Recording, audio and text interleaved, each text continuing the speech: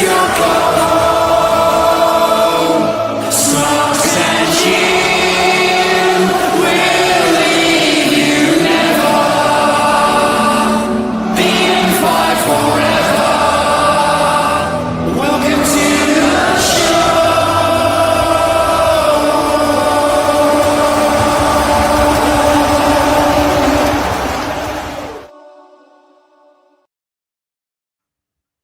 Good evening. It's Tuesday night. It's 5:30 p.m. We are now in 2026 and the N5 show is finally back. And we're going to be back with a bang tonight, guys. We're going to do a deep dive in terms of all of the Christmas and New Year fixtures. We're going to look ahead in terms of obviously the cup games that we've just seen in terms of the FA Cup and the League Cup semi-final games ahead. And we'll also have a look at the transfer window and some other aspects of Arsenal's game as well. But before we start and before we begin, I want to introduce you to my co-host, Jim. Good evening, Jim. How are you, mate? Yeah, good evening, mate. All good. Happy New Year to you and yours. And to you, mate. How was the old Christmas festivities? Obviously, you was in the Maldives. Lovely.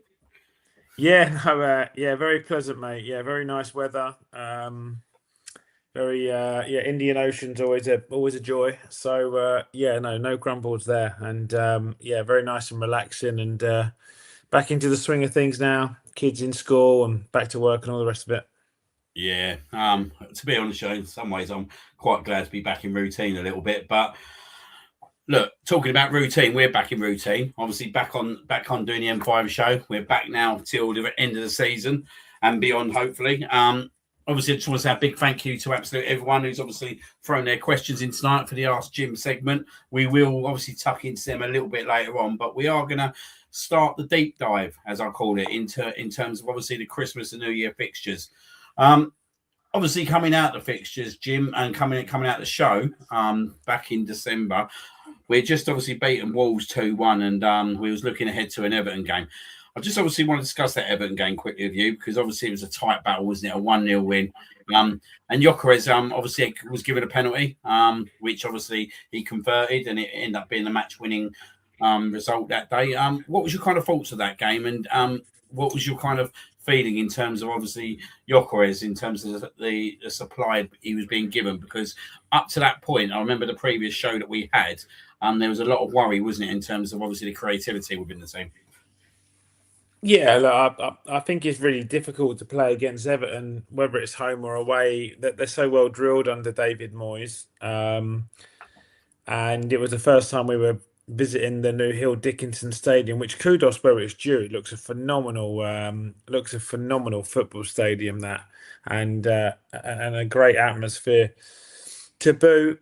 I felt like it was going to be a fairly tough afternoon. And they're in a pretty good slide. A mate of mine asked me at the start of the season, like, what's your kind of out there bet for this year?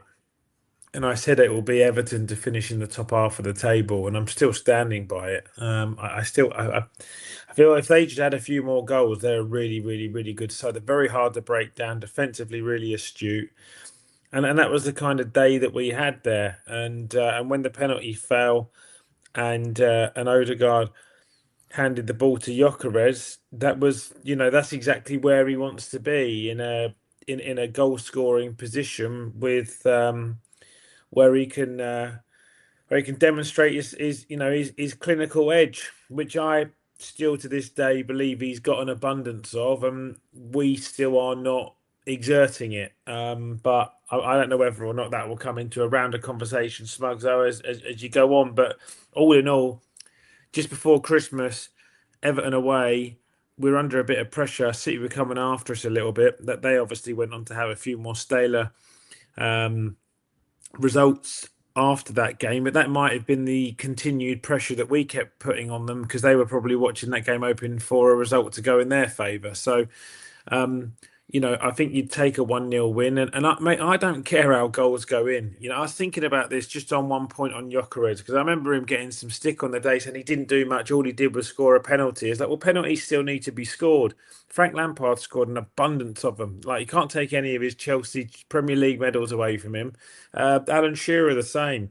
Like, actually being quite lethal from 12 yards is a skill. Bearing in mind we put so much onus on set pieces now. So why is a header from 3 yards out with a great delivery from Rice applauded, but if someone can convert from the spot, it's like, oh, it's an easy goal to score. This is some of the stuff I don't understand, mate. Do you know what I mean? Yeah, no, I totally agree. We've seen a lot of players step up and miss. So it's not an easy job. Do you know what I mean? And when we look at it, 19 out of 19 he's converted. Yeah, yeah, unbelievable. Someone had told me like he's only missed one of his last 28 penalties or something like that. And like, he has out of anyone who's taken over 25 penalties, he's got like the most formidable record in Europe in the, with a 98 or 99% conversion rate or something ridiculous. So, at the end of the day, it was a penalty. Like we did struggle on the day to create clear-cut chances and test Pickford, and it was the only clear-cut chance we got, and he stepped up and converted it, and it was the difference between 1 and 3 points. So whether you like penalties, whether you want thunderbolts, whether you want like powering headers, I don't really care how they go in. We haven't been a scorer of beautiful goals this season anyway. No doubt we'll come on to that. I think probably only 2 games stick out to me, which is the game against Bruges with Madueke and Martinelli, and then the Eze hat trick. They were like really beautiful goals. I think other than that, we've just been really efficient in dead balls or attacking boxes and scoring sort of 6-8 yards out. So. I don't care how they go in. I want my centre forward scoring. I want everybody to want him to be scoring. I want everyone around him to be creating. And I want us to, to play entertaining football and win everything. So, all those things haven't changed. No, definitely not. And obviously, we're not going to go into each game one by one, but I'm going to hold up with the Palace Carabao Cup game because we'll look at the Chelsea game a little bit later on. But we then went into a run of fixtures where we played Brighton on the 27th, which we won 2-1, which, to be fair, David Raya pulls off a world-class save to keep us with victory in that game, in my opinion. The highlight of Christmas was Aston Villa coming to town, an absolute second-half blitz, which see us come out 4-1 winners. And then going away to Bournemouth, which I thought it was a disappointing performance, but yet again, coming away with the result in terms of a 3-2 win, where a Declan Rice masterclass obviously got us the points. And then a very miserable, I will say, 0-0 draw against Liverpool on Thursday night. In my opinion, I felt that a lot of the players were physically exhausted going into that second half of that game. I felt that rotation probably not being utilised as best it can be at times over the Christmas period. And I just felt that we totally lost our way in that second half. And I felt coming out of the stadium that night that it was actually 1 point gained instead of 2 points dropped, just for the fact of how poor we was in that second half. It could have been totally different. So kind of want to get your kind of understanding around them fixtures and what were your highlights, and I guess a big dialogue into that Liverpool game, really. Yeah, I mean, I think the second half of the Villa game, the entire game wasn't perfect, but the second half of the Villa game was like chalk and cheese, and they finally went through the gears a little bit. I was obviously Rice missed that game, and I think I've mentioned to you that I felt like whether it be off air or on air, but I thought Zubimendi's been a little bit stale for the last few weeks. I think he's like the adrenaline of starting at Arsenal, and he's pretty much played every single minute of any big game we've had. Look, he even came off the bench against Portsmouth when the game was dead. He's still getting off the pitch, which I don't know if I agree with, but he had to really step up in that Aston Villa second half because we had no Rice to a knock to the knee, and I thought he was phenomenal. And that was that 45 minutes was a very standout moment for me because I felt like on that occasion we'd really felt like we'd got a player. Because when someone like Declan, who is quite irreplaceable, moves out the side, Zubimendi kind of took control because he wasn't only efficient with his defensive work, the way he got forward, popped off the shoulder, and then, Odegaard finds him, slips him through, and then almost the game gets killed off at that point with that second goal. That was that was just really, really good football. So I think we set a precedent in the second half of Aston Villa where we sort of played a style of football similar to about sort of 9 games earlier that we played against Spurs, and we were like, okay, cool, like we've really found our rhythm again. So when we then go into the following fixture there afterwards, and we go away to Bournemouth, concede an early goal, and it's quite stale again, but somehow managed to kind of get it over the line, and it needed some, well, the early goal to Bournemouth was obviously a shock, right? Because I think Gabriel has been our standout player for quite a long period of time, and it was just a moment of madness from him. When you look from a technical aspect, it was just a complete blip in concentration because he scuffed the pass off his heel. He's not looked up to see whether Saliba can even receive the ball. He's just kind of had a blip in concentration and thrown his foot at it. Subsequently, football seems to do these bizarre things where they throw people a bone every so often, and 5 minutes later he was presented with an opportunity and took his goal like a striker with that half volley from a dead ball. But again, we had to rely on just two nice pieces of play, and Rice got on the end of two crosses, and we could get over the line. And yeah, they put us under pressure again. McCroupy scored a phenomenal goal, if you remember, sort of which I don't think, some people are sort of asking for Raya to do better. I know people's expectations of Raya is so high because he does things like that save in that Brighton game, but I don't think any keeper stops that one. So, look, we've spoken a bit. I don't know if this is the right time if you want to start the conversation because you're reviewing things. All in all, I have been fairly unentertained over the last, well, largely this season, truth be told. Yeah, there have been flashes of like really good games. It was in the stadium at Atletico. We really, really battered them off the park. I thought the first half against Burnley, we were exceptional. I thought for quite a long periods of the Newcastle game, we were really, really good. I thought the Spurs were poor, but I felt that we played the game really well and scored some really exciting goals. Second half at Villa, but like, mate, we've played nearly 30 games of football, and I can only kind of pick out like 4, 5, 6 moments, largely games with halves, not full games. And other than that, I still have a real issue with the style of football that we're perpetrating, where people kind of get so frustrated that we play against low blocks, but we do nothing to penetrate low blocks to make teams set up differently. If anything, we exemplify the fact that that's exactly how they should set up against us because we really struggle against it. And that is because the narrative around the technical football, which is such a territory-based regime, which is built off an ethos that I believe, which is a don't lose first, try and win second mindset, which is very difficult for me growing up on like someone like Arsene Wenger and then seeing disruptors in the game like an Alex Ferguson or a Jurgen Klopp or a Pep Guardiola manage football teams where the only thing I can kind of, and I need some dialogue with you, Smug, so I'm going to hand it back to you in a second, right? But like the only thing I mean, from being a fan of like all sports, Clive Woodward, who won a World Cup for England and managed the golden era of English rugby union, he was an artist in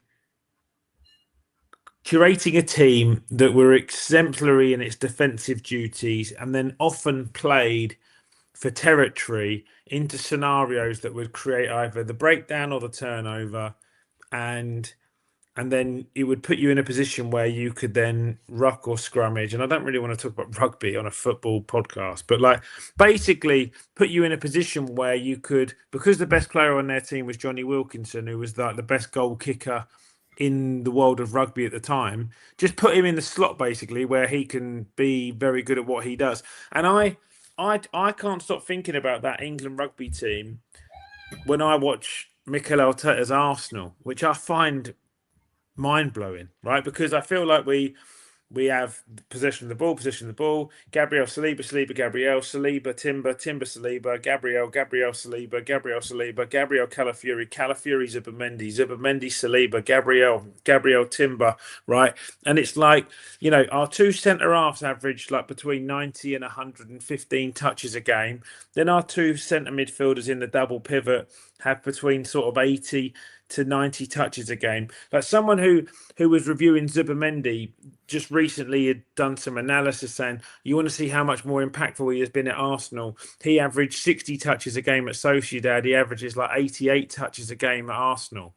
And I sit there and look at that and say, okay, cool, but you've taken those 28 touches off of Eze and Gyökeres and Saka and people that I want to be on the football because firstly, it's a bit of a blinkered statistic because I think Sociedad would be on the back foot, with all due respect, a little bit more so than an Arsenal team who are top of the league, and there's probably quite a few teams above it, so they have the possession of the football for less time. But also, I don't think a 6 should impact the game as much as that. I feel like the transition of the football should be moving much more fluidly into the front line, and we keep seeing all these stats about Gyökeres. He doesn't touch the ball enough. He doesn't get involved with the game. Like one person, for every fan that thinks like, oh, he makes good runs, there's 100 fans that say he should drop deeper and impact the game more. Well, every time that Jesus has come on, there's no denying that he's technically more aesthetic on the eye than Gyökeres, but he's never in the box when Arsenal actually break. This is the biggest problem why everyone always said we should sign a number 9. When Madueke goes down for the penalty against Portsmouth at the weekend, Jesus isn't even in the box. When Madueke crosses that ball across that everyone was talking about in the game before, I remember I sent it to you. I said Jesus wasn't even in camera, like 25 yards out. But 2 minutes earlier, he fouls. I think it was the game we won narrowly against. No, it was Liverpool, I think. And he fouled someone 20 yards out of his own box, right? And then Szoboszlai had a free kick. So I don't, everyone's trying to throw clangers at the way in which we're playing. And I feel like there's a bit of toxicity and negativity around the fan base because actually we aren't playing that attractive football. We're making winning games quite hard. Like we're not putting people to the sword at half time and managing games out. We're getting maybe a goal ahead and we're inviting pressure on, then they score a goal and then we're scrambling towards the end of a game and like just nicking another one. And I think it's connected to the amount of injuries we're having. I think the intensity that all the players have got to play at is significantly more heightened because we have to finish games in 5th gear instead of manage them at 50. If you think about the start of the season, didn't have as many injuries. We battered Leeds by half time and we dealt with Forest by 60 minutes, I think, once Gyökeres had scored or whatever. And then we got games dealt with quite early, Smugs. Do you know what I mean? It's as things have progressed and moved on now, we're coming into for the last 2.5 months, we've been going into like the dying embers. Ever since Sunderland, where we drew 2-2, every single game has needed like 100% attention and 10 out of 10 awareness and effort to finish and see games out to secure the 3 points. I don't think that we can. I don't think it's healthy, and I don't think we can do that for the rest of the season and win everything if we do that. I think some really good points raised there. Like I've just really zoned in and listened to that because the frustration that I've had over the last 2 months is in terms of not putting games to bed. And I feel that the performance at Liverpool, especially the second half at Liverpool, has all come down to how our Christmas fixtures and results are kind of materialised. And you look at games even way before, like we've just discussed the Everton game. You look at Sunderland, as you've rightly mentioned, like how deep we went into that injury time. You look at the Wolves game, where literally 5 minutes before we conceded that goal, we literally gone so low into a low deep block. It was unbelievable, and we didn't want to touch the ball. And And I see exactly the same performance for 45 minutes nearly on Thursday night. And I'll be honest with you, I was absolutely raging in that second half against Liverpool.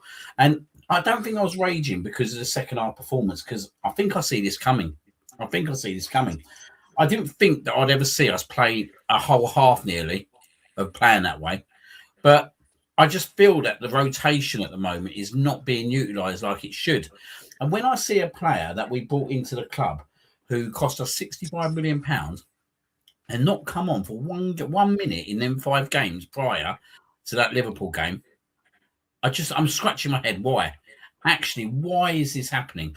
Why has this happened over a Christmas period when last season we got absolutely burnt in January because all our players were physically and utterly exhausted, and we're pushing ourselves down to the same situation again due to, in my eyes, management decisions.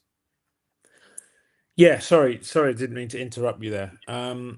So I agree, right? So regarding Eze, really interesting fact. I think until the Portsmouth game, he had played 200 minutes of the last 9 games since he'd scored a hat-trick against Spurs.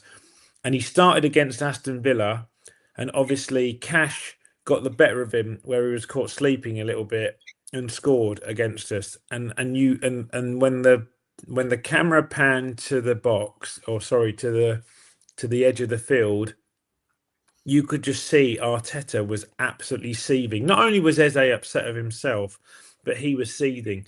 And it has widely been suggested, or just from reading the widespread media with an eye on it, just to see if whether or not I resonate with any of it, that Eze was signed as a maverick style player who would be able to be incredibly efficient in low blocks, has used to been playing with physical, quick centre forwards, which obviously had Mateta before, and now we've got Gyökeres and Havertz, who are both of that profile, and he could work quite well with them.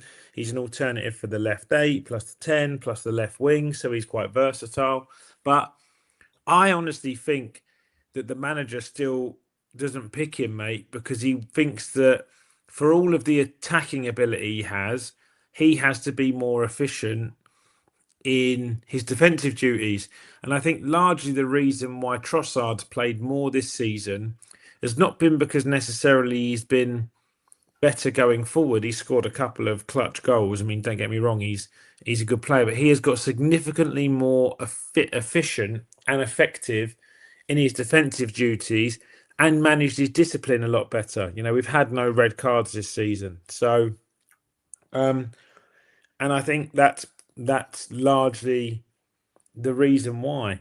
And again, it kind of, the points you've just made, which I totally agree with, but they kind of come back to me to resonate in the same ilk, that we are set up to not lose games and then try and win them, more so than, well, like, go and win the game, see the game off, like shut the game down. I've said this to you a few times before. At 1-0, you've got edge, but a team still thinks they're in it.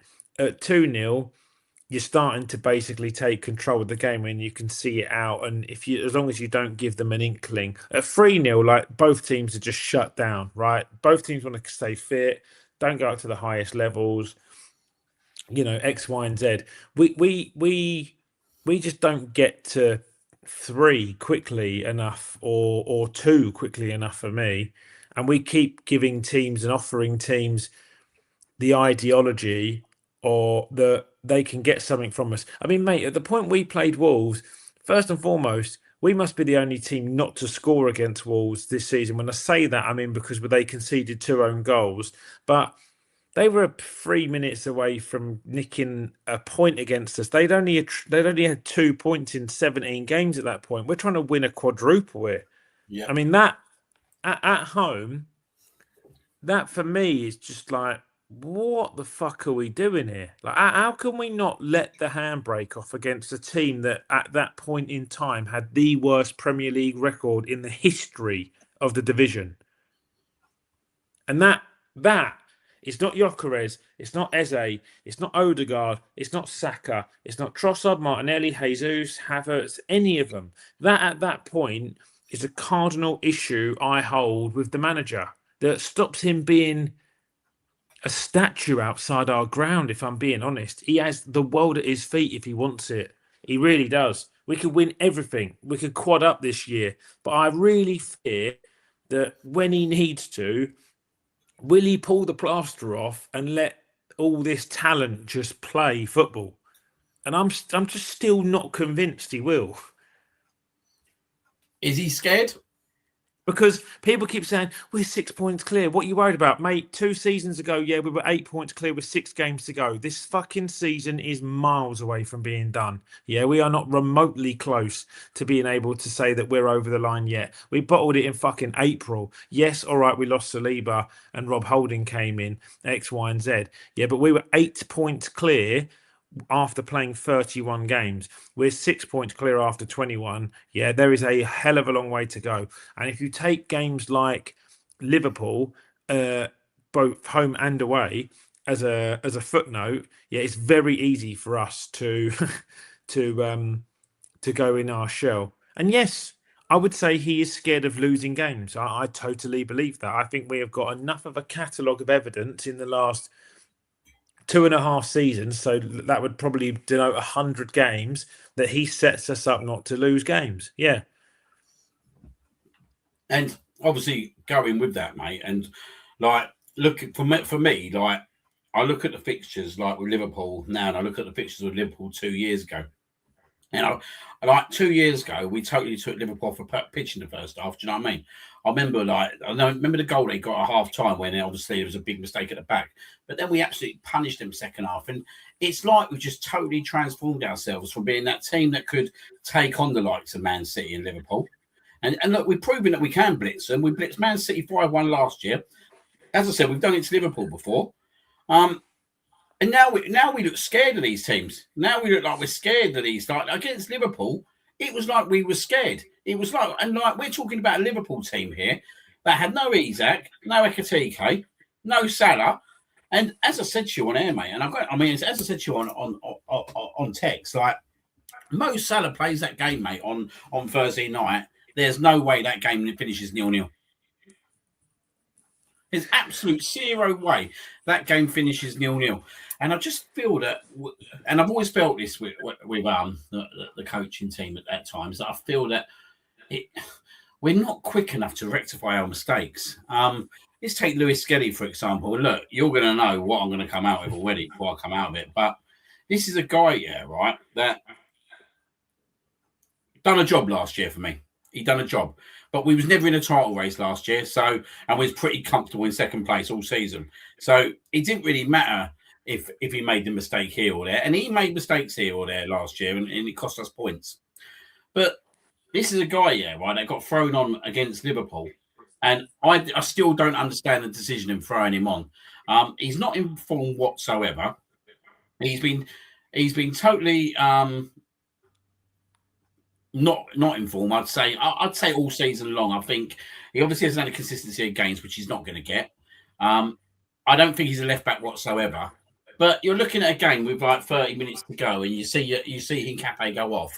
You look at your bench, and you're thinking, for me, it'd have been if I was the manager, my decision would have been who's the best defender I've got on this pitch, because at the moment we are under it. We are absolutely under it here. And you got Ben White, and you got Skelly. And I think he totally lost absolutely any mind of what decision to make in that game. I don't know why, but I just felt that he didn't know what to do. And Ben White should have come on in that game, and Timber should have gone left back. But 100% that should have happened. And it's just the same mistakes, mate, that I see us making. And I don't really get it, and I don't understand it, because we're talking about a team, about a squad of players now that, like, actually, we've got the best squad in the Premier League. By country mile, mate, we've got the best squad in the Premier League. You look at Manchester United's bench. It's absolutely abysmal. Do you know what I mean? And we're sitting there with the likes of Ben White. We're sitting there with the likes of Eze. We're sitting there like Mikel Merino, who, yet again, in the game in that magnitude and with the conditions of the weather, I'd have been looking at Merino's second half to come on that pitch and support in midfield. Because it was clear as day, yeah, right? Liverpool had literally over-dominated us in terms of midfield presence in that second half. But there was nothing made. And then when we did make the substitutions, we made them in the 78th minute. And for me, with that performance, it gave me big worry, mate. It does give me big worry that are we gonna see this through? And I didn't feel like that prior to this game, if I'm being totally honest with you. But what I see in that second half performance and the reaction from the bench in terms of not being proactive and not making the right decisions, like you said, this league title is nowhere near over with, right? Because we've still got to go to Man City away, yeah, right? And then you're looking at potentially Man City losing one less game than us, and that could win the title. Because if we're being frankly honest at the moment, mate, if it goes down to goal difference, I don't see us winning it. I don't see us winning it because we're not, even though we're tied with them at the moment, they're more likely to score goals than we're likely to score goals because of the way they're set up. So, well, yeah, and they've added Semenyo obviously since this run of games, and that was another thing that I saw when you're asking for just an analysis over this side of the matter. This is where I think Pep just has a very different mindset, where he is always in forward gear and drive. And I wonder whether or not Arteta is in a forward gear, but I just think he's one of those people who drives a manual car and they just forget to release the handbrake all the way down. So the car just drags a little bit, but still moves forward. It's the best way I can kind of describe it.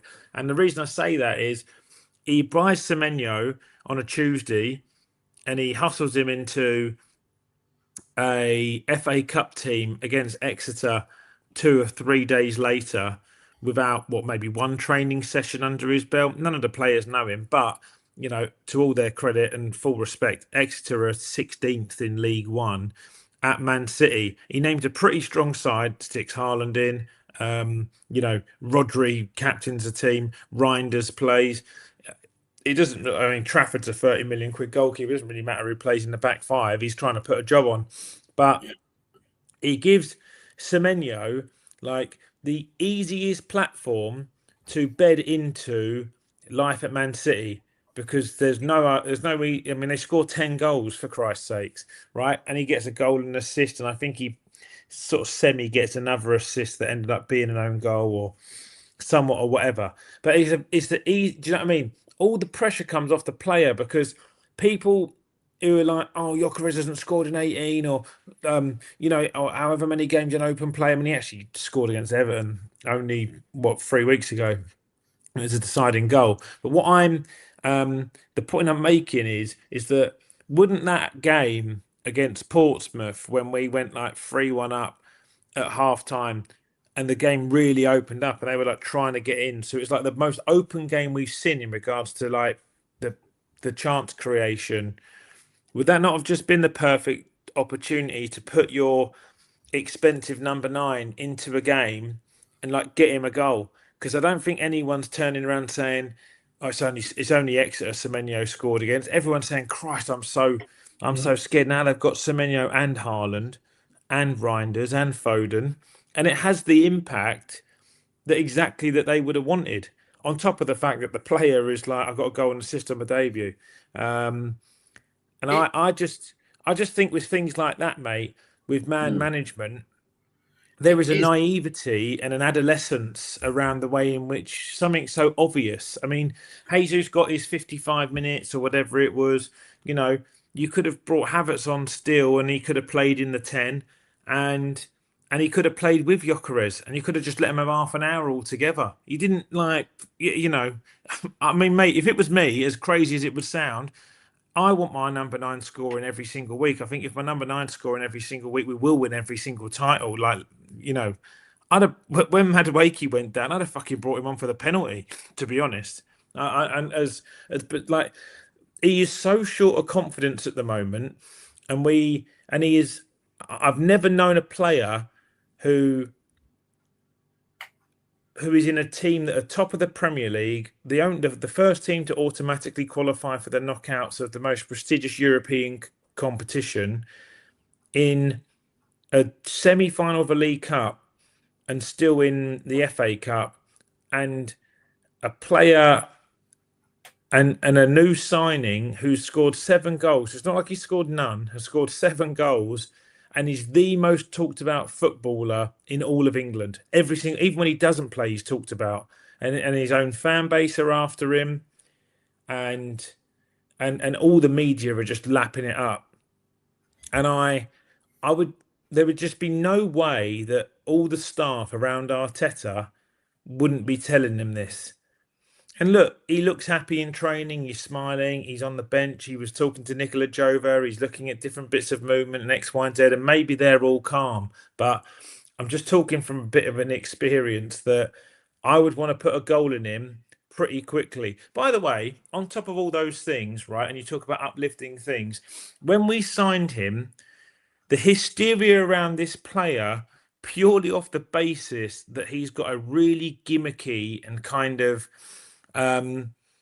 very effective celebration lifts an entire crowd. You see kids when the camera angle, I don't know if you saw it on TNT at the weekend, he wasn't even in a team, but when the camera angle pans around, all the kids put the mask on and everything like that. I think that if you were concerned about the team and you wanted to change the ethos and the atmosphere amongst the fan base, he would be the smartest person to put a goal into, because he goes and puts the mask on. All the kids put their mask on. Remember Smugs as well. We're talking about a player in Gyökeres. This is what I mean about how quickly a fan base can change. In the summer, Gyökeres set a new club record for the most shirt sales in the first 24 hours in the Armoury. Like, and if you actually deep that out of the players that we've signed in recent years, that is a monumental stat. And now we're just in January, and I see people saying that we should put him on the market now, or see if we can sell him, or like, can we get our money back, or send him back to Portugal, or just flog him for 40 mil, take a bit of a loss, and see if Watkins is available. Like, I don't understand it, mate. But what this all resonates to me is that we haven't adapted our style of football to utilise the number 9 that we've signed, and we're crying out for Jesus and Havertz to come back, who've both been injured for a year, which we won fuck all with as the number 9 anyway. For as good as both the players are, I'm not a massive fan of Jesus. I know you like him. He's very easy on the eye technically. For me, positionally and clinically in front of goal, he is not it. His best season ever as a goal scorer is 14. He scored 75 goals in the Premier League. This is his 10th season in the Prem. It is just not good enough. Yeah, I'm sorry. Nice looking footballer. Do I think he could do a job on the left wing? Quite possibly. But playing through the middle, his card is run in the Premier League, whether it be for Arsenal or for anyone else. Havertz, I have a totally different aura around. I think he is, I mean, I love German footballers. He reminds me a lot of Ozil. His football IQ is super high. He's incredibly gifted on the ball. He glides around the pitch. He looks to me like someone who just sees the game a second or two quicker than everyone else on the pitch. I think he could be like a Berbatov or a Bergkamp-esque. I think his best position will be a shadow striker, Smugs. I don't know what you think about Havertz, but like, I don't think he is an out-and-out number 9, but I think when he is just in the pocket and he can influence the game in and around the 10s and the 9.5, he would love to have someone who plays on the shoulder and just drop the ball in behind to him. But you know, that would be a formation change, and that would probably require a break of a double pivot. And I don't think Arteta will ever break the mold of a back 5 and 2 6s, more so than go into a back 5, a 6 and 2 8s. So it still all comes back to Arteta for me. Yeah, I just obviously taking a dialogue with that. In terms of Havertz, I was very, very disappointed that he didn't bring him on like an attacking midfield role on Sunday. I've been totally honest. I don't really get why he needed to bring Odegaard on. Why did he need to bring him on? He didn't need to bring him on whatsoever. Martin Odegaard in that last 10-15 minutes. If anyone needed to come on in a 4-1 lead, it would have been Gyökeres to try and get a goal. And I hear all this talk that apparently in the summer there was a lot of training with Havertz playing in more of attacking midfield role and push him right up in training alongside Gyökeres. And it's something that I want to see. Do I think I'm going to see it much? I actually really don't think I am going to see it much, if I'm being totally honest. I think they're both fighting out for that number 9 shirt. And I really like Havertz, but we got to remember, and we got to really remember clearly, that a lot of fans wanted Havertz at the team last season. So it's quite short memory scope with people in terms of what they see. But what I see and what I saw with Havertz when he comes on, look, he is going to be a big player for the second half of the season. I do think he's going to be a massive player for us when we get going into March, April, May, and he is going to be 100% needed. In terms of Jesus, I just think he's an impact player. If I'm being totally honest, he can play across the front line.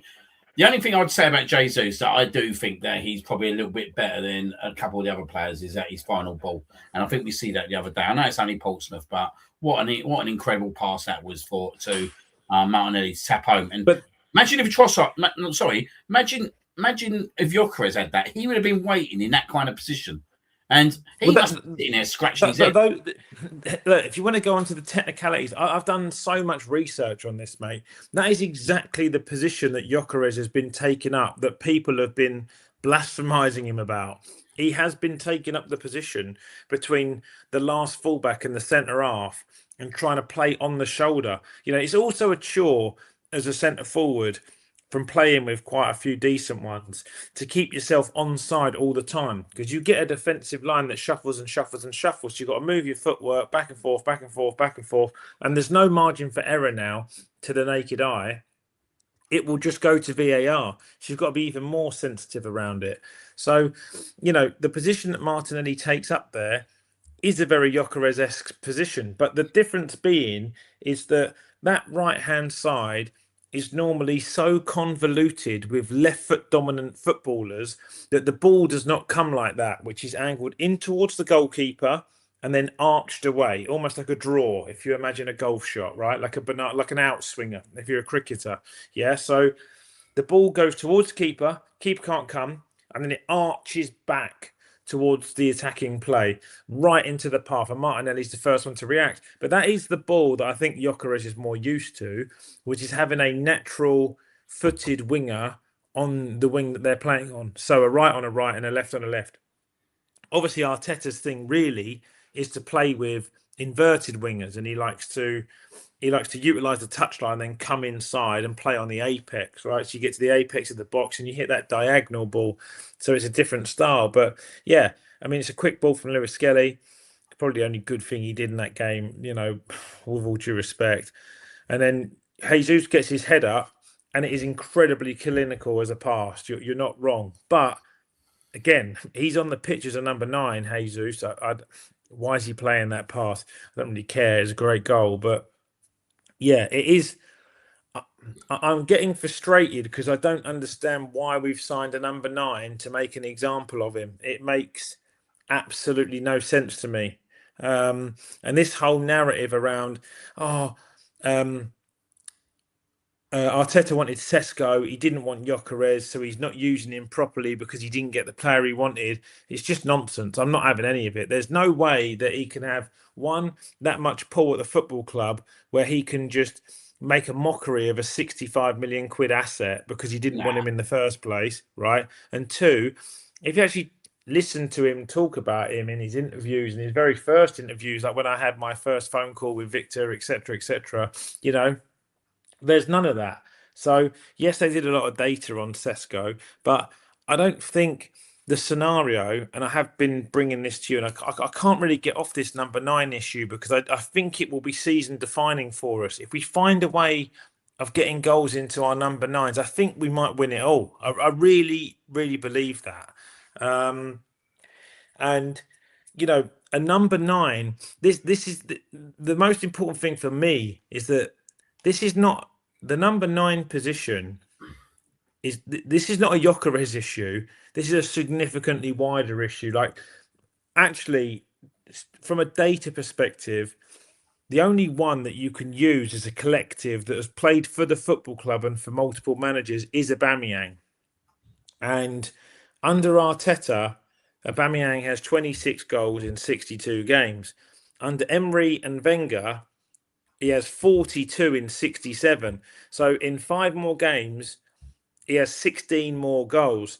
So that shows like a complete mismatch in regards to utilization. And obviously within the Wenger period, he signed for the club. So his bedding in period, he scored 10 in his first 14, and then Wenger leaves in the May, right? But he scored 10 league goals in 14 games. We didn't even have a player score 9. We didn't even have a player score 10 league goals all season last year.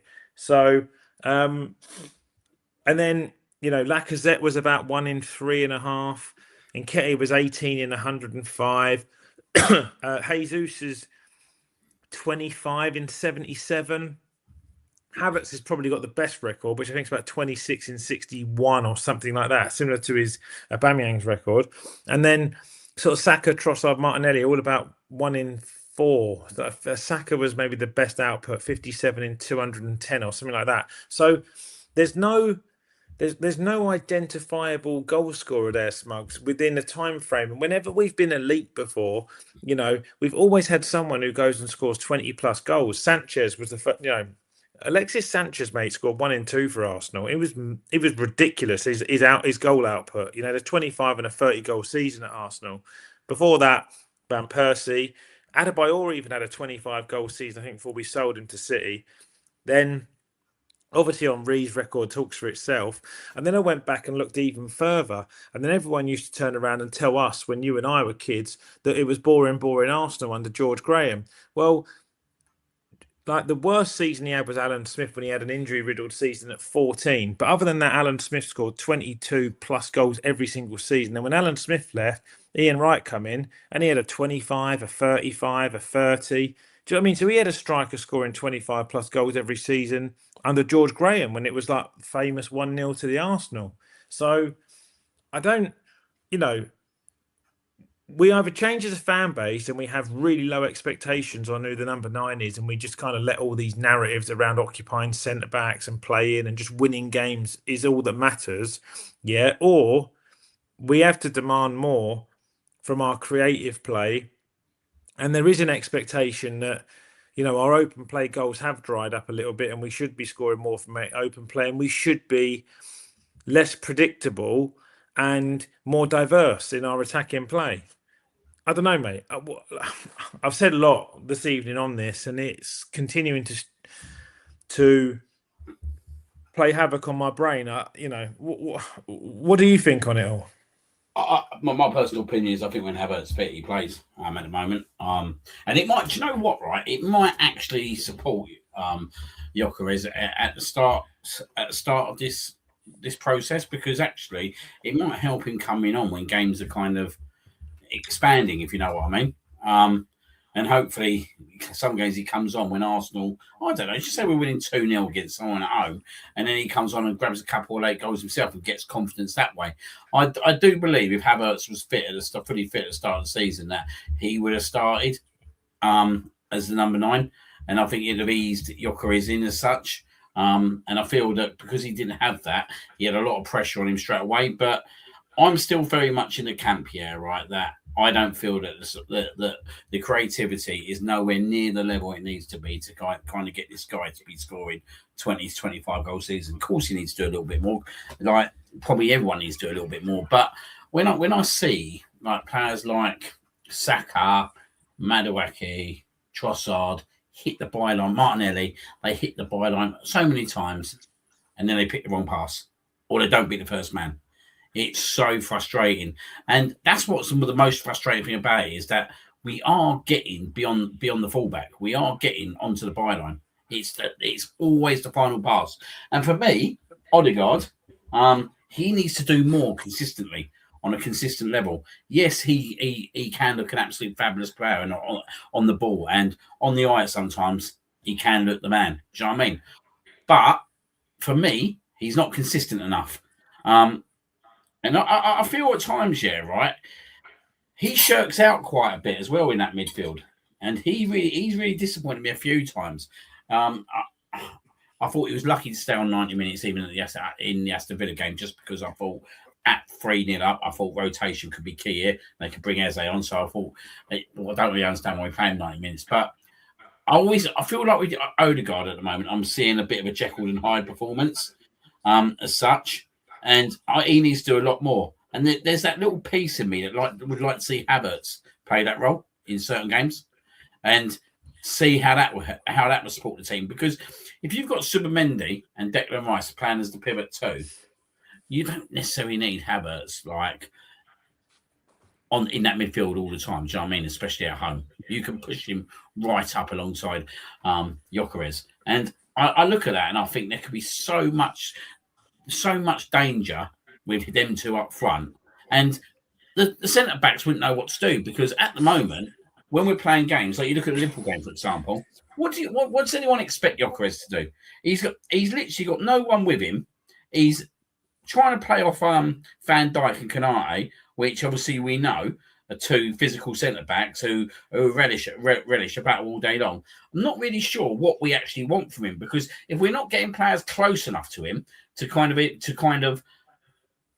get him on the ball and get him playing 1-2s and that kind of stuff, he's just isolated. He looks so isolated; it's unbelievable. And then you'll see him running down a flank once or twice, trying to obviously win the ball and all that. There's no one near him, mate. There's absolutely no one near him, and it's so frustrating to see, because for him, he must be so frustrated at the moment, so frustrated that he's come from a club in Portugal that we know is not the level of the Premier League, but at the same time, he was banging in 50 goals last season. End of. Period. He knows where the back of the net is. As I said to you, I watched him in warm-up. Every ball, it's the back of the net. Every single ball, it's the back of the net without foul. Then you get him into the game, and there's just absolute nothing. There's no creativity whatsoever. And I think, mate, at home, we need to change our stance. And I've even said to you, I don't believe we need Subamendi and Rice to play at the Emirates. I really, really don't. I really don't at times. I want to see in some games Declan Rice sitting in the number 6 chair, right? And having players like, I don't know, Havertz, Odegaard, or Odegaard, Eze, or do you know what I mean? Havertz, Eze. I want to see in players pushing up, mate, because there's no way, right? You could be telling me teams like Wolverhampton would handle that. They couldn't handle it. And we're that good, and we know as well, right? Declan Rice will run every blade of grass.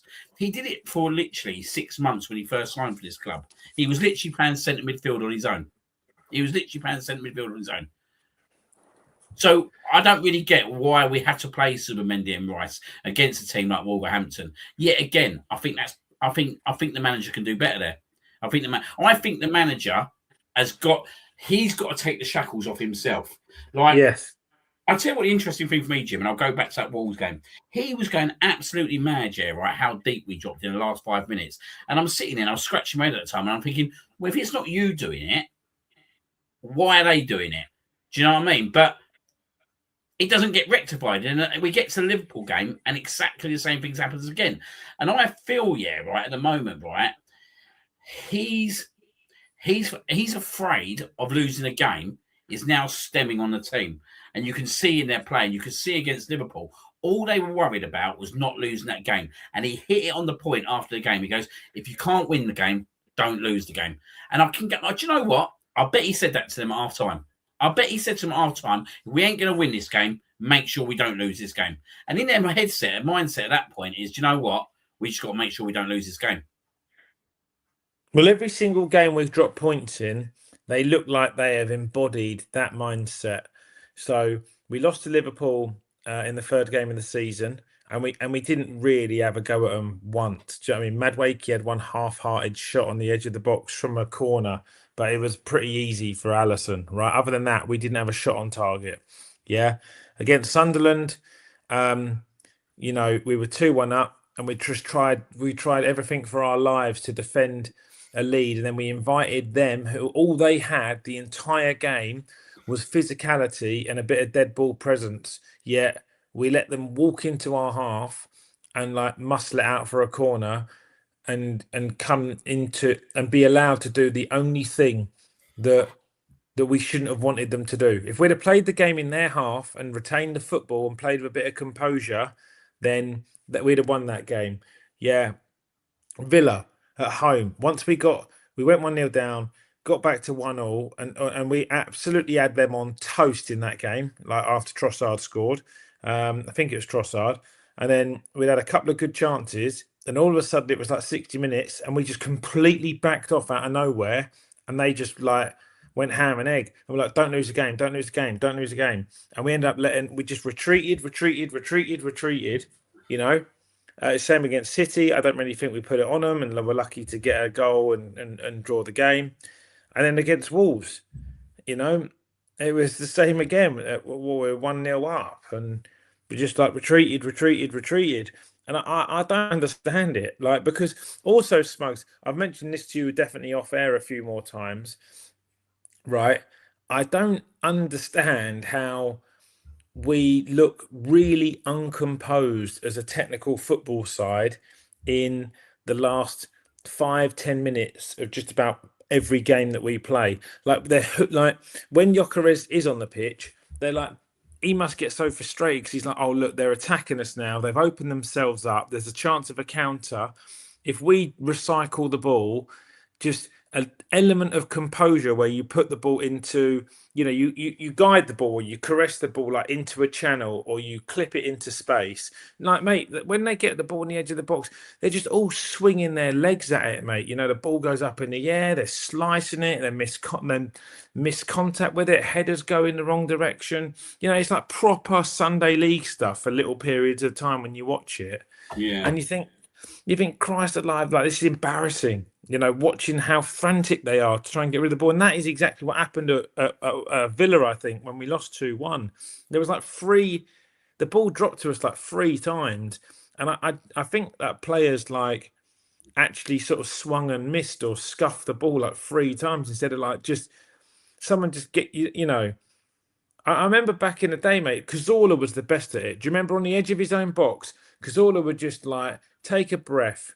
He'd get the ball out of his feet and he'd just go right foot, left foot, right foot. And he'd carry the ball 20, 25 yards and he'd buy a foul, or he'd just do something to just change the onus back to us. And he would, you know what I mean? And you're just looking for a little bit of that composure.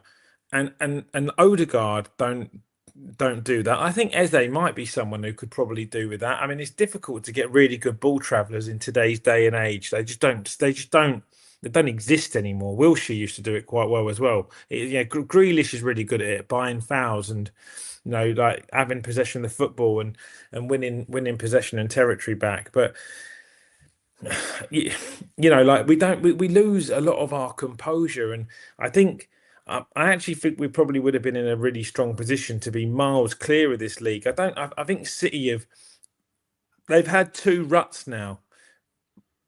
There's every chance that they might have a third, but then also it would be pretty rare if they did. And they've gone and added Semenyo now, and I'm not convinced that in the next 17 days they won't do a bit more business. I do think this Mark Gay thing will like properly warm up in the last 7 to 10 days, and my gut tells me that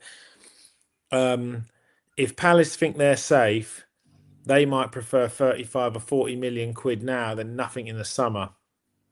So a lot of it will come down to whether the player is like promised some like massive signing on terms or not, But yeah, so I'm not sure, mate. I still think there's a lot to improve on, but I can't overlook the fact that we are top of the league, and we are doing, we're doing quite well to this point, but there's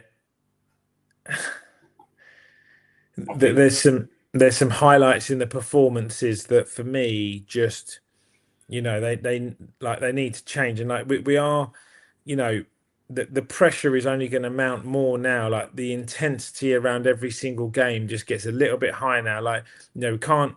How are we going to go into Chelsea tomorrow when it's a semi-final of a League Cup? And now it's like, it's real pressure again. You haven't won a trophy in 6 years. Like, are you going to keep this clinical edge that you've had for the last 6 months?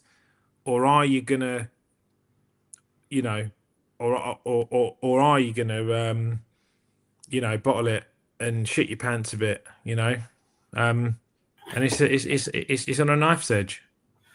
Do you know what? I think it's a really, really interesting season because I know we've had a bit of a dialogue in terms of obviously a rant tonight about certain aspects. But do you know what? It's such a weird season, right? That actually, that nothing would surprise me, like whether in the next few weeks that we could be 9 points clear as well. And that's how weird this season is. But I think the frustration from like obviously ourselves is more around we know the capability of these players and what how this team could perform, and it does. It's really frustrated me, yeah, right. The amount of occasions now that we've gone to Man City or Liverpool and said, "Look, this is the time we're going to do them," and we don't. We just don't. Do you know what I mean? I think because you and I, Smugs, are in the minority where we talk about the manager a lot and we put the pressure on him because it's how we were brought up in the game. But I think the fan base now are almost kind of perverse in regards to Arteta's Arsenal.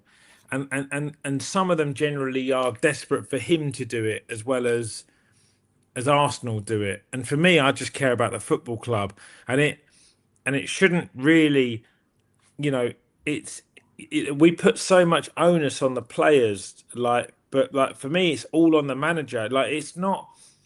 This isn't Eze or Gyökeres or Havertz or Saka's or Rice's last season at Arsenal. But this should be, like, in my opinion, this should be Arteta's last season at Arsenal.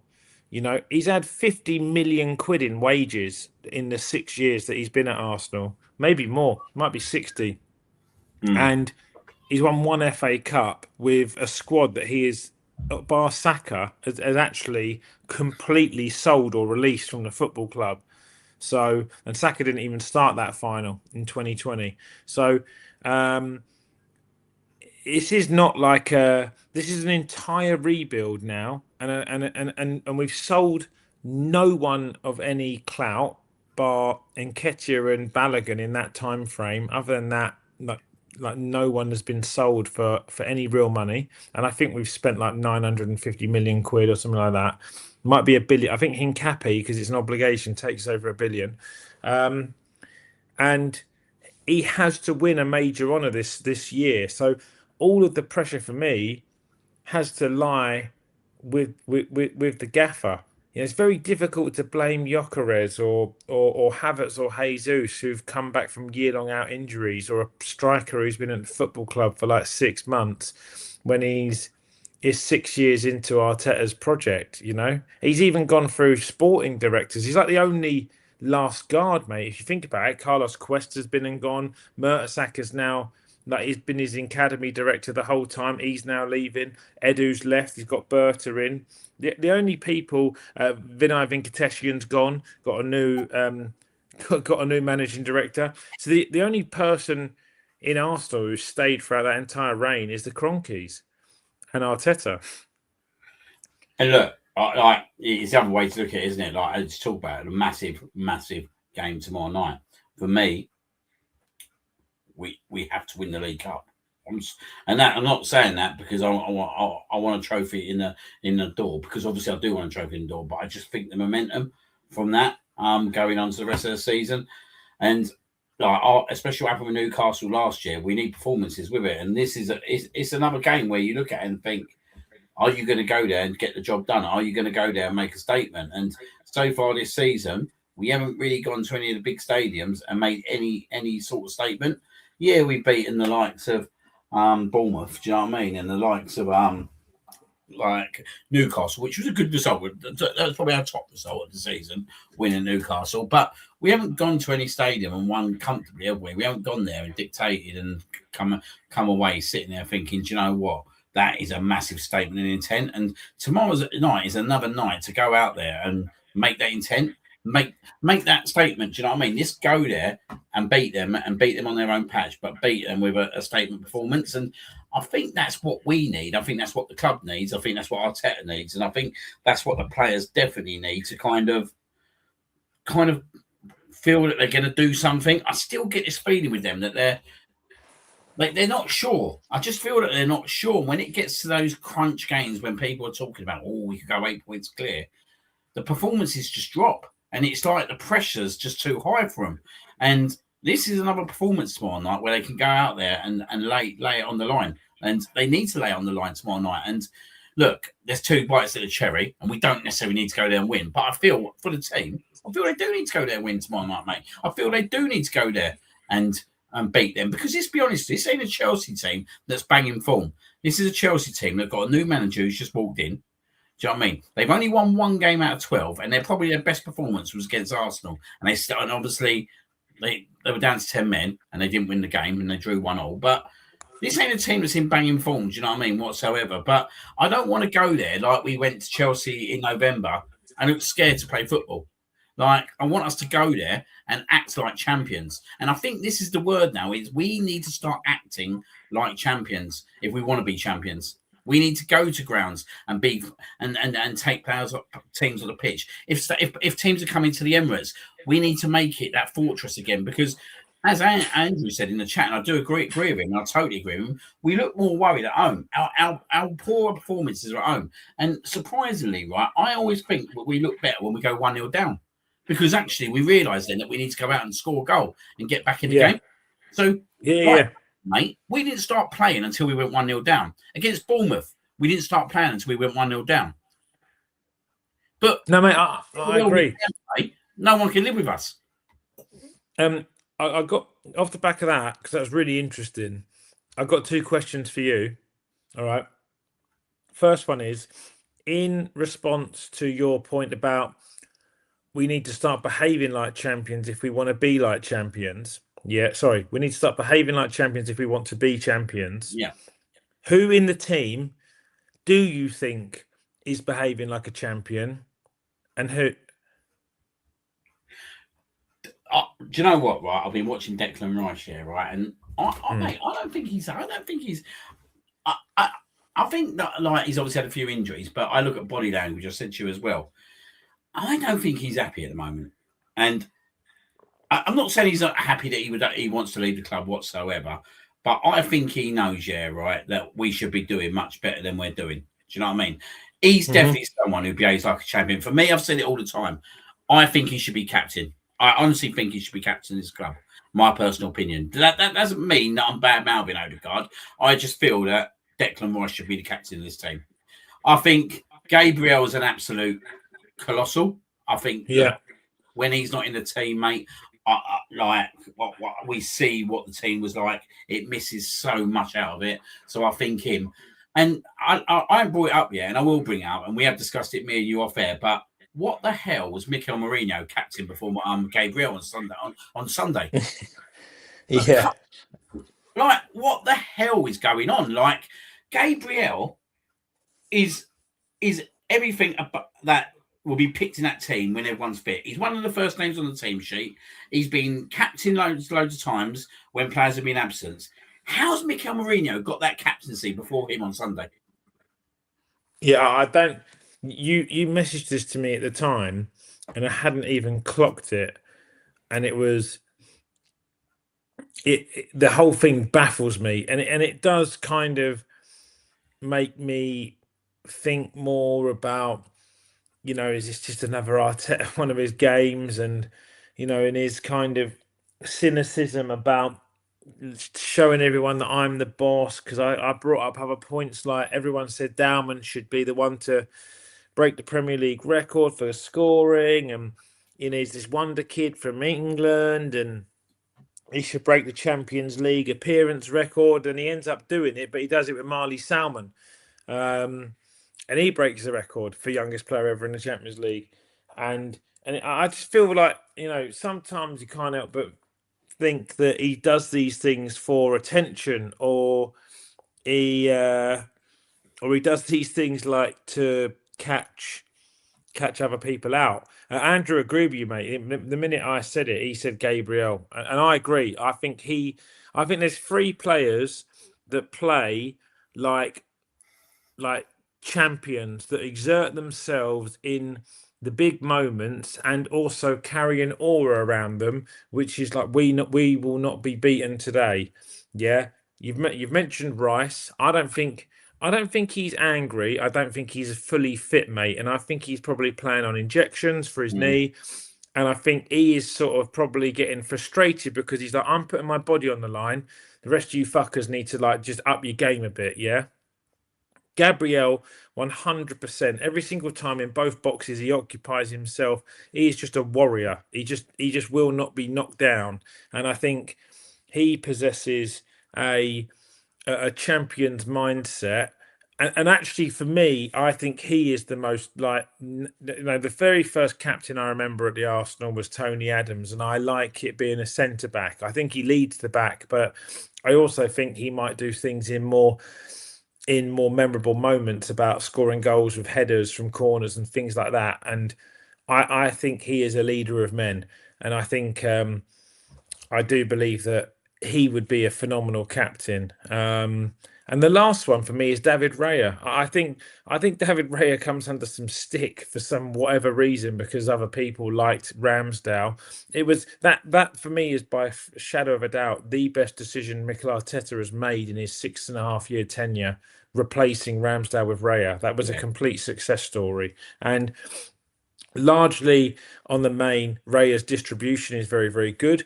He's incredibly comfortable with the football, but he just keeps picking out these moments in games where we need him, and he makes saves, mate, that I can't even really remember anyone until Seaman days making. I don't have a memory of a formidable save that Lehmann used to make. I just remember Lehmann being so commanding and psychotic as a goalkeeper, and was a really good presence. But Seaman used. Do you remember Seaman? Seaman made mental like the double save in the FA Cup final against Liverpool, and where he clawed it back from the line. Seaman had like a catalogue of like just mental saves. I think Raya, in the time he's been at Arsenal, like 3-4 years, and also, mate, yeah, not forgetting. I think if he wins it this year, might be the first keeper to win Golden Gloves 3 years in a row or something. I don't know. Someone told me that if that's true or not, but you pulled it out, mate. And I remember when you called me after the game, you said, mate, that watching that Raya save against Brighton might be one of the best things I've ever seen live at the Emirates. Do you know what I mean? So he has moments like that. Andrew's listening. I know he's listening with intent. He's sort of Saka, question mark, question mark, question mark. No, Andrew, he would be one of the players now that I would highlight who I think should behave like a champion and hasn't. So, and I have actually, if I was going to have a special mention of a fourth person as a champion, would be Timber. I probably think he has the right attitude in games, but not on the same level as the other three. The people that I expect should and haven't is Saka and Odegaard. So I don't think Odegaard exerts himself on the football pitch like a proper captain. Don't get me wrong, I think he works hard and he presses well, and all that stuff's quite cute. But never in my life I've seen an Arsenal captain dangle his foot in the last second of a game where he could make a tackle, put his body on the line, and Aston Villa score. Like Adams, Campbell, Vieira, Fabregas. Like Fabregas scored a brace with a broken foot. Took a penalty against Barcelona with a broken foot. Do you know what I mean? Like it's not in the character. I don't know if it's a modern day thing, Smugs, but he doesn't do that as a captain, you know. And Cesc was a Spaniard coming from Barcelona's academy. You know, he didn't owe anything to Arsenal, so he didn't need to do that. So.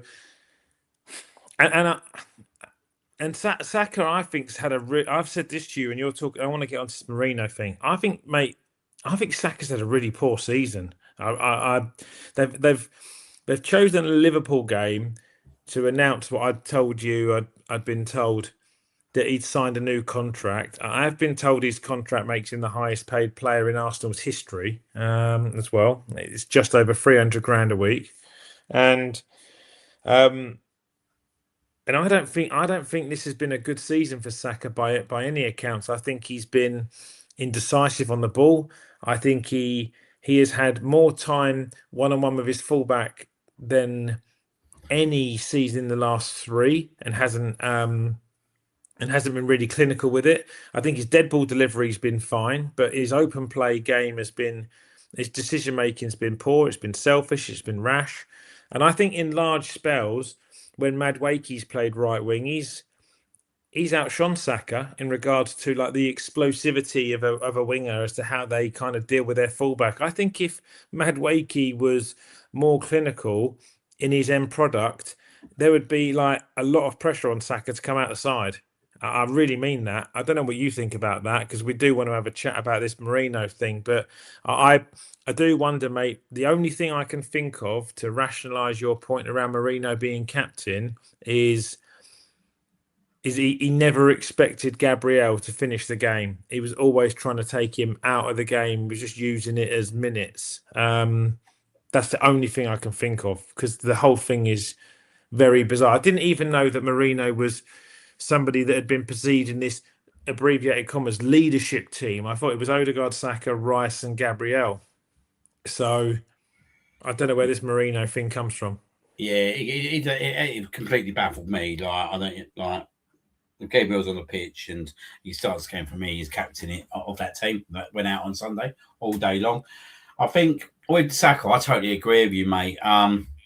So I think Saka's been chasing glory too much this season, if I'm being frankly honest. I think at times when he's needed to be more composed and make the right decisions, he hasn't, and there's been a bit more about self-glory. I felt that actually when Saka returned from his last injury, and like, look, he had a really good game at home against Real Madrid and won a couple of free kicks. And when he went away, I just look, unbelievable goal he scored, by the way. But when he took that penalty, I think it's all started from there. Like that weren't Bukayo Saka 2-3 years ago. This is a Saka now that is obviously sitting there thinking to himself, I need to be on the world stage as one of the best players in the world. And obviously he made a decision at the Bernabeu, which was the wrong one, to try and chip the keeper, which was a ridiculous thing to do in terms of where the game was at the time. And luckily, obviously, we didn't get punished for it, and he was able to kind of score in that game. But I just felt ever since that game, mate, that I just felt that there's a much more kind of individual sense of mindset with Saka. I just feel that he's not doing the things that he was doing before.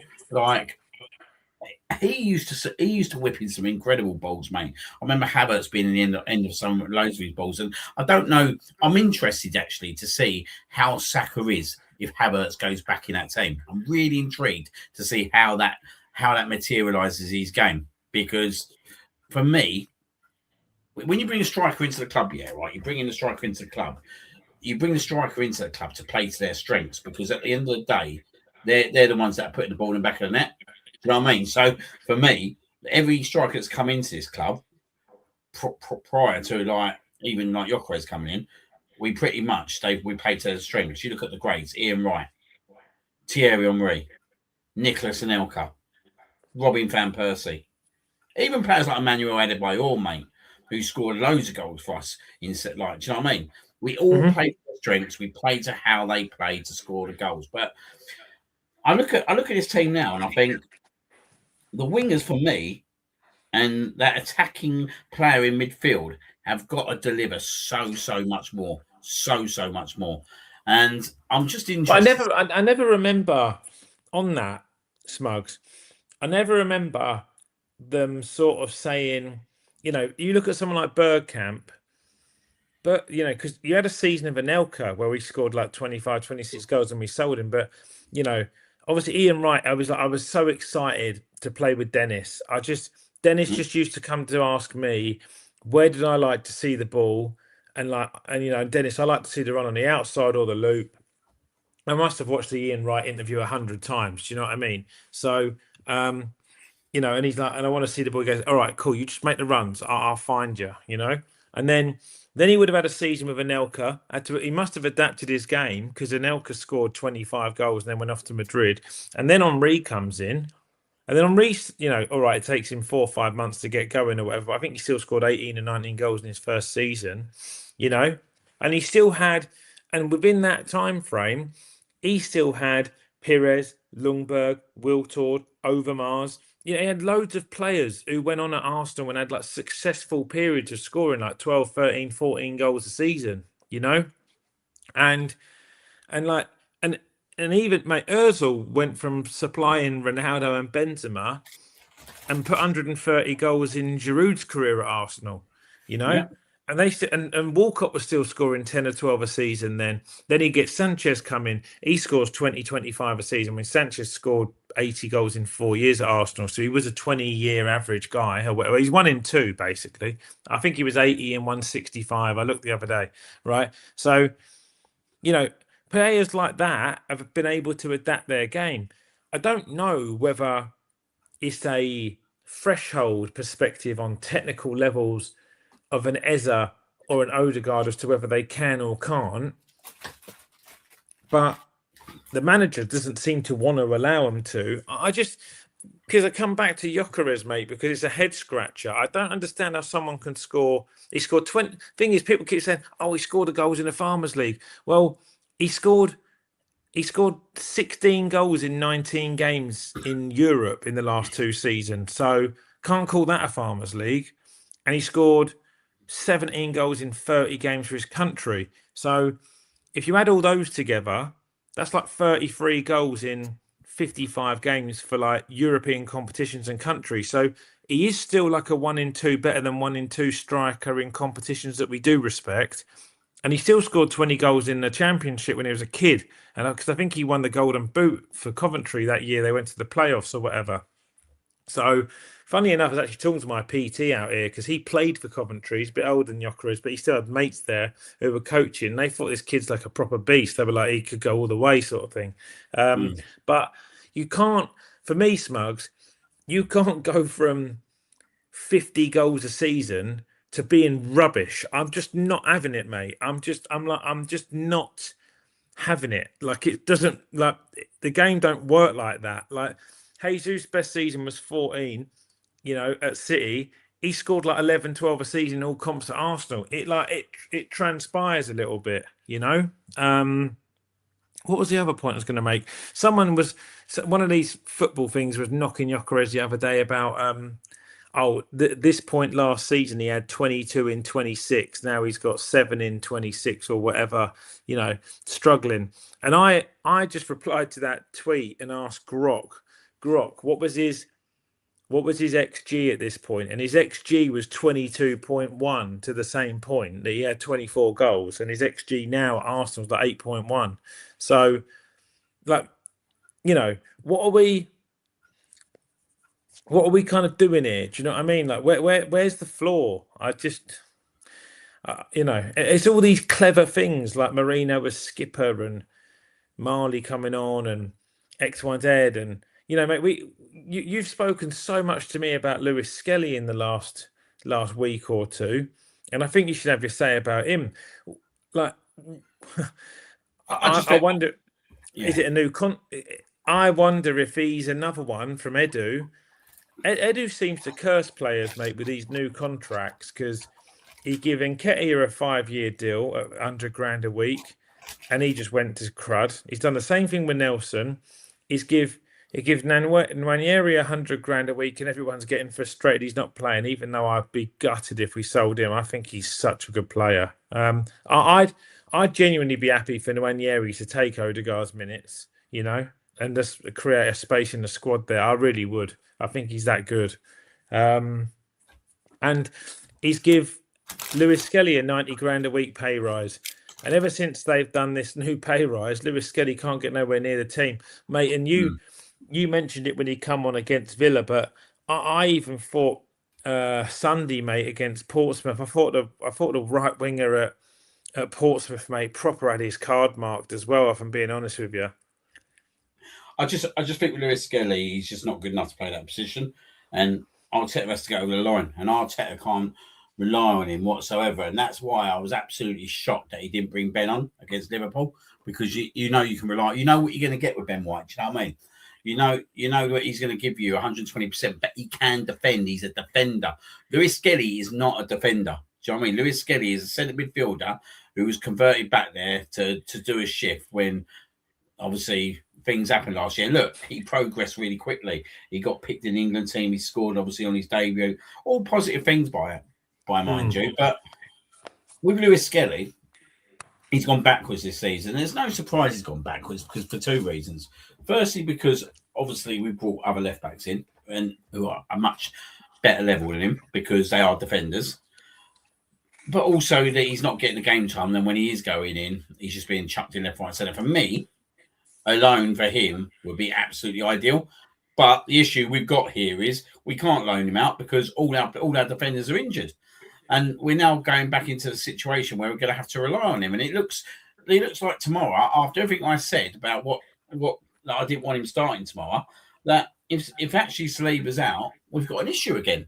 Do you know what I mean? Because potentially either, for me, Ben or Tim has to go centre back tomorrow, Gabriel. If that happens, like I know Norgard has done well against obviously teams of Portsmouth's calibre, but there's no way that I want Norgard playing centre back tomorrow night at Stamford Bridge. So for me, either Ben or Tim has to go centre back, then one of us go right back, and then you look at it, well, there's only one other option at left back now, which is Lewis Skelly. So he's probably going to go in the team tomorrow night, and then you see he's going to have a Neto on him tomorrow night, and Neto's going to do exactly the same thing to him that all these other fullbacks have been doing. Like he got really exposed against Michael Elise against Bayern Munich, and it was tell at that point where the level is, where he is in that position to where obviously a Michael Elise is into his position. And I do feel sorry for him because I really like him. I do really. It's not that I dislike him. So I really like him as a personality, and I think he'll be a top player in years to come. But I think at the moment, I don't want to happen is for him to be put into a position where he costs us, because we know what the fan base is like, and it can get volatile at times. So for me, obviously, the sooner we can get Calabori and Hincape back, the better, personally. But yeah, it is frustrating. It is frustrating for him, but he's just not at the level, mate. And we have to be honest about these things. In terms of one area, like I thought he had a really, really good game on Sunday, by the way, against Portsmouth. Like, I know we've got a question going later, so I'm not going to hit into that question just yet. But I thought, do you know the one thing I thought about one area is that actually every time he's been asked to play, he's always looked positive. He come on against Leeds when I've injured. He looked positive. He come on against Forest when Odegaard got injured. He looked so positive. He come on against West Ham. He looked positive. He went to come on against Club Brugge. He looked so positive. And he looked positive the other night. And actually, when you think about all our really good performances at the Emirates in the last year, Nwaneri's been a big piece to quite a few of them performances, mate. Like, even when you see what he did when he come on against Manchester City when we beat him 5-1. Like, this is a guy scored a great goal. He's not been given no opportunities from Mikel Arteta. And he's probably the one, in my opinion, that could be rightly aggrieved at the moment, because actually, every time he's been given an opportunity, 9 times out of 10, he's done a job. He's done an absolute great job. And I just question how much longer can you hold him back? Because he's going to be a top player, and he's not one guy that you want to lose whatsoever. And yet again, I think Arteta's so fearful at the moment that he has to get over this season, that he's forgot about players about Nwaneri's level and ability. And I don't think Nwaneri's let him down whatsoever once this season. Well, I think the difference is, though, Smuggs, is that he's picking players that are... I don't think there's a technical level difference between Odegaard and Nwaneri. I don't think... I think it's pretty close, especially if you add Eze into the mix. Yeah. But he picks Odegaard... This whole narrative that he picks Odegaard because he's his club captain, I'm not having it. You know, he picked Marino to be his captain on Sunday. Look, you've made a great point with Gabriel as part of the management team on the pitch. So for me, I'm not sure about that one. But I think Odegaard is more efficient in his defensive duties, and he covers the turf, and he's really good in his press and stuff like that. So I think I think that's the reason why he gets in ahead of the other two. But I agree with you, mate. I think he reminds me so much of, like, he's a bit of a hybrid of a Wilshere and a Nasri. Like, he travels with such a low centre of gravity. He's quite happy with receiving the ball on both feet. He pops the ball around the corner and gets moving. You know, he just looks, as he gets older. He also, mate, for me, you've probably seen it live in the stadium with him. He looks to me like to have a real burst of pace, like he's got acceleration in his first two steps. Yeah. where he could just get past a man, and I think Odegaard misses that. Özil had that as well. He used his body a bit more than have the pace, because he was so clever at feinting. But I think as a number 10, when you're trying to create space or disrupt shapes, you need that. And something obviously Eze is so good at. He looks so nonchalant on the ball. But yeah, I think we'll have to see, mate. Tomorrow night. The other part of my question that's taken me about half an hour to ask you was, what would your 11 be for tomorrow against Chelsea? I'm sorry, I've got something down my throat. Well, it's kind of changing now, isn't it, with the news?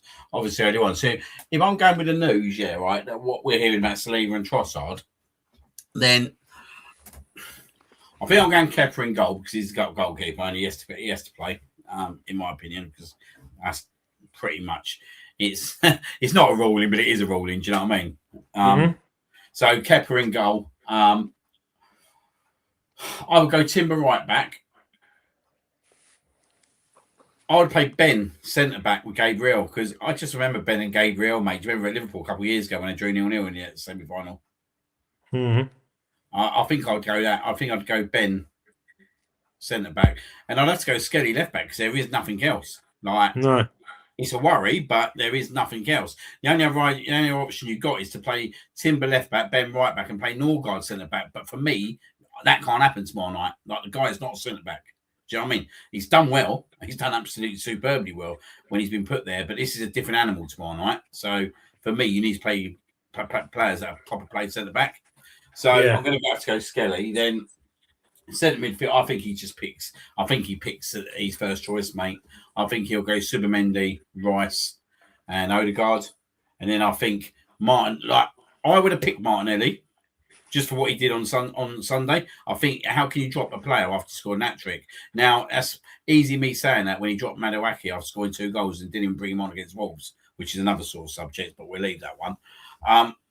But yeah, I'd have played Martinelli anyway, just because what he did, and he's confident. Obviously, Saka will play on the right and Gyökeres up front. Okay. Yeah. What, is there any changes for you there? Well, I wouldn't.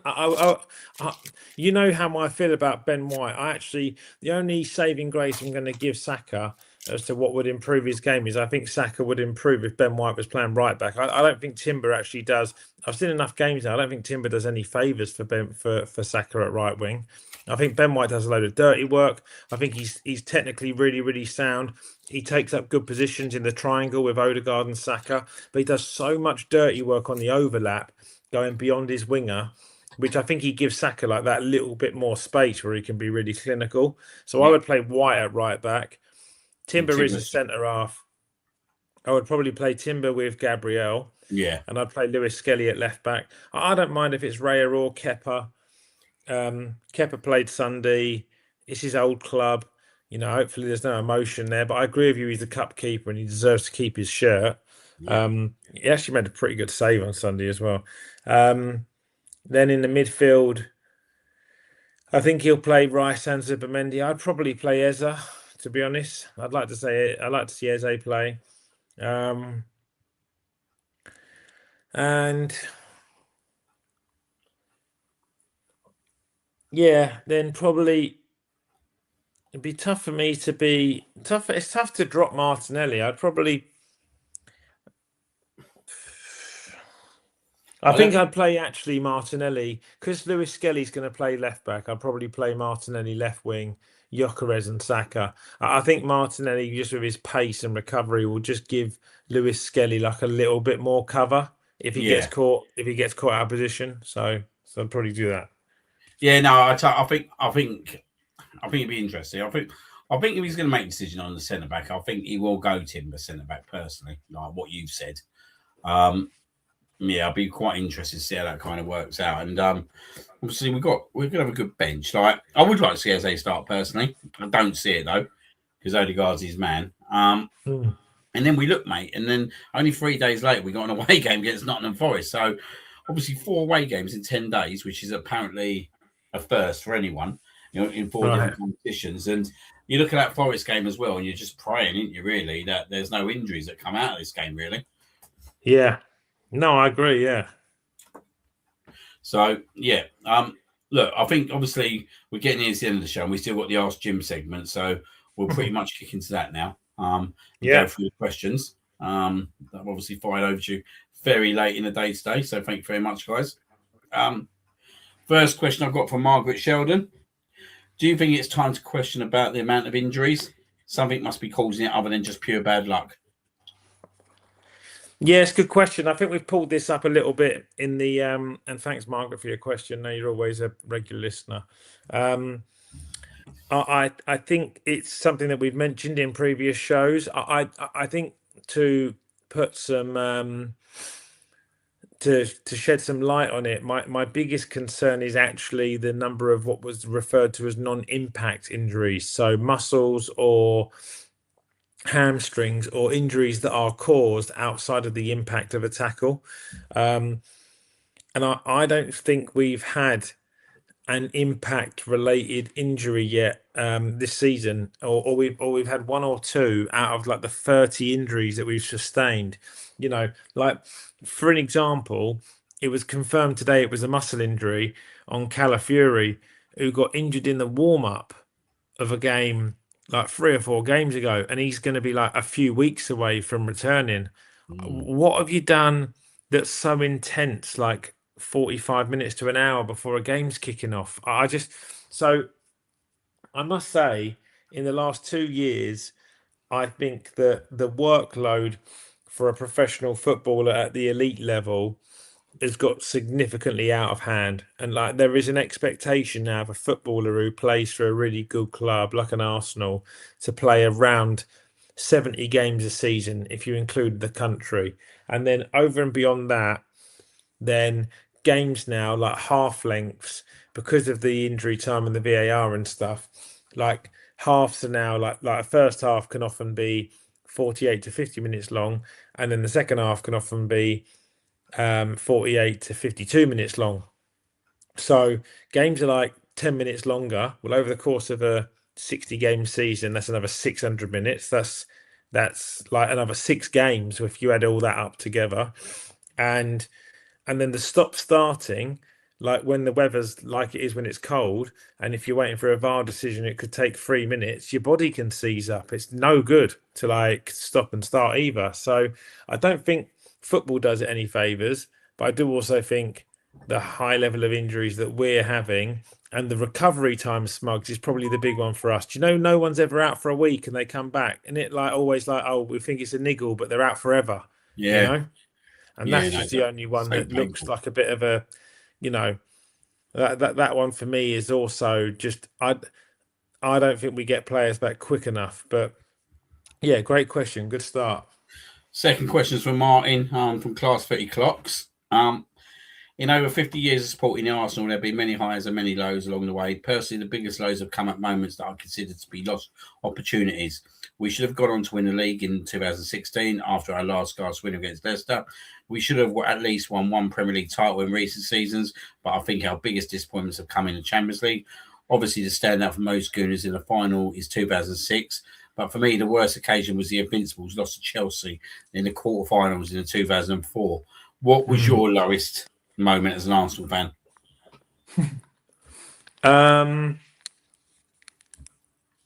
In the ground, I've never felt as low as I did when we were 2-0 up at home to Spurs and we lost 3-2, and Raphael van der Vaart had like we made Raphael van der Vaart look like an icon of the game for 45 minutes. And I remember standing at Tottenham Hale Station, like near the track, thinking, what has just happened to my life? Like we were cruising at 2-0. Like that was crazy. So just that feeling, like that was like nearly 20 years ago, and I remember that vividly. Like it affects me. But I would actually agree, because not only was the one that you've just mentioned, the 2004, which I think is when Wayne Bridge scores and we lose 3-2. Like that was a dreadful week for us, because we went out of the FA Cup in the same week, and that That was the week. That week where we went out the FA Cup the same week. Bridge scored across the face to goal, and I think also a title challenge. It was that. Do you remember that week of doom we had, Smuggsy, where we played Chelsea in Champions League, Yeah. and Bridge scored, and we lost our FA Cup game, and I think also something happened in the Premier League. We were I gone think, from like looking like we could do a treble, and we ended up winning nothing. yeah, I think it was the Henry moment against Carragher, weren't it? That kind of dug us out of a game that we looked like we was going to lose, weren't it, on the third game of that spin? Yeah, and that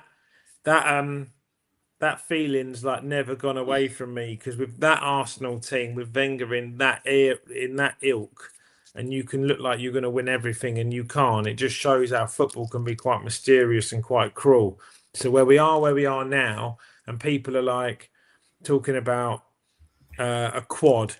I'm like, yeah, you know, you need to like really slow your horses down here, because we ain't won nothing for 6 years. Winning does breed winning, and even when you're winning, you can not be winning. So yeah, that moment there. But I don't know why.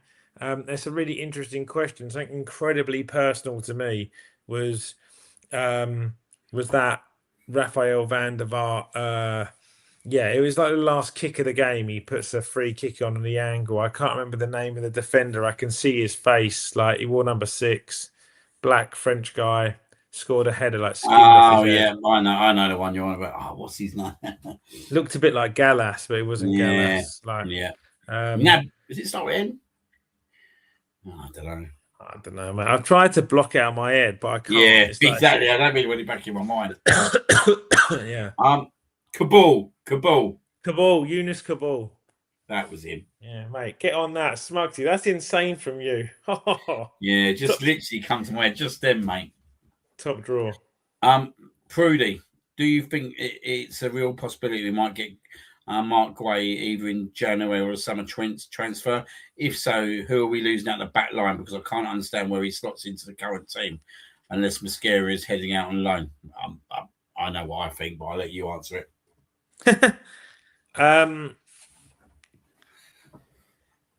Well, look, I think you need 4 really good centre halves. If he does come in, I don't think it necessarily means one leaves, but I'm not. We are due. It's a good question, Prudy. Right? We are. My favourite question so far. This, because it's good. You've got to think about it.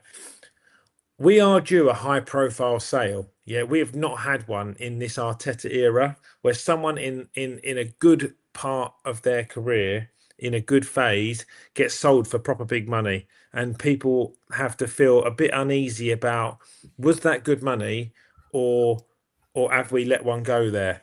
So that's just evolution, you know. Like, and if you look at City, you've carried on winning. You know, they've done it. They've lost company. They brought in Diaz. Like, they've got X1. Like, they've lost Stones. They've got Gvardiol. Like, these things are natural byproducts of just how football works. So I would not be surprised if one of Gabriel or Saliba leaves. I know Saliba's just signed a new contract. I think the minute we win a trophy, Saliba is thinking about Real Madrid. Now, Real Madrid have not won anything again. They've just sacked Xabi Alonso, and he might be looking at that thinking, "Ugh, all right, that's a bit unstable." So maybe that does us a favour. The first time around where we kept hold of Fabregas from Barcelona, that happened, and we kept him for another year, maybe 2 years, and then he did go. So that thing won't run its course. I'm not convinced that Gabriel will stay forever either. I also think, Smugsy, that there would be a chance that maybe we do sell Lewis Skelly, if I'm being honest, and he might go to another club and play midfield for him. So, you know, if Guay's an option, he might be the best value free transfer that we could get our hands on in God knows how many years. It is like a Sol Campbell Mark II. It's very rare you get a player of that quality, that used to London, who's that close to you, who you can sign for a free transfer. But yeah, so I think it'd be more about a momentum based thing about, can you do the deal, more so than the needing to.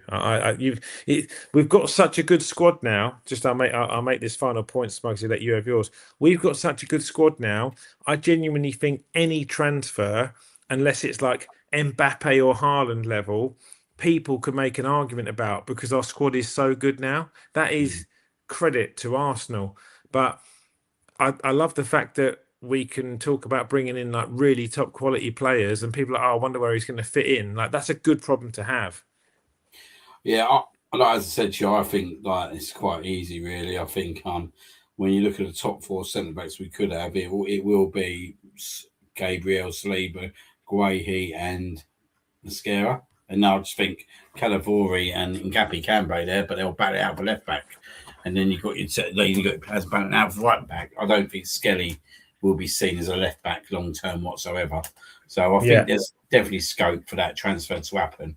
Don't necessarily think someone has to come out of that team at the moment for it to happen. I just feel that it will need to be a reinforced in terms of obviously positional sense, in terms of where players are going to play. But for me, it's a no-brainer, mate.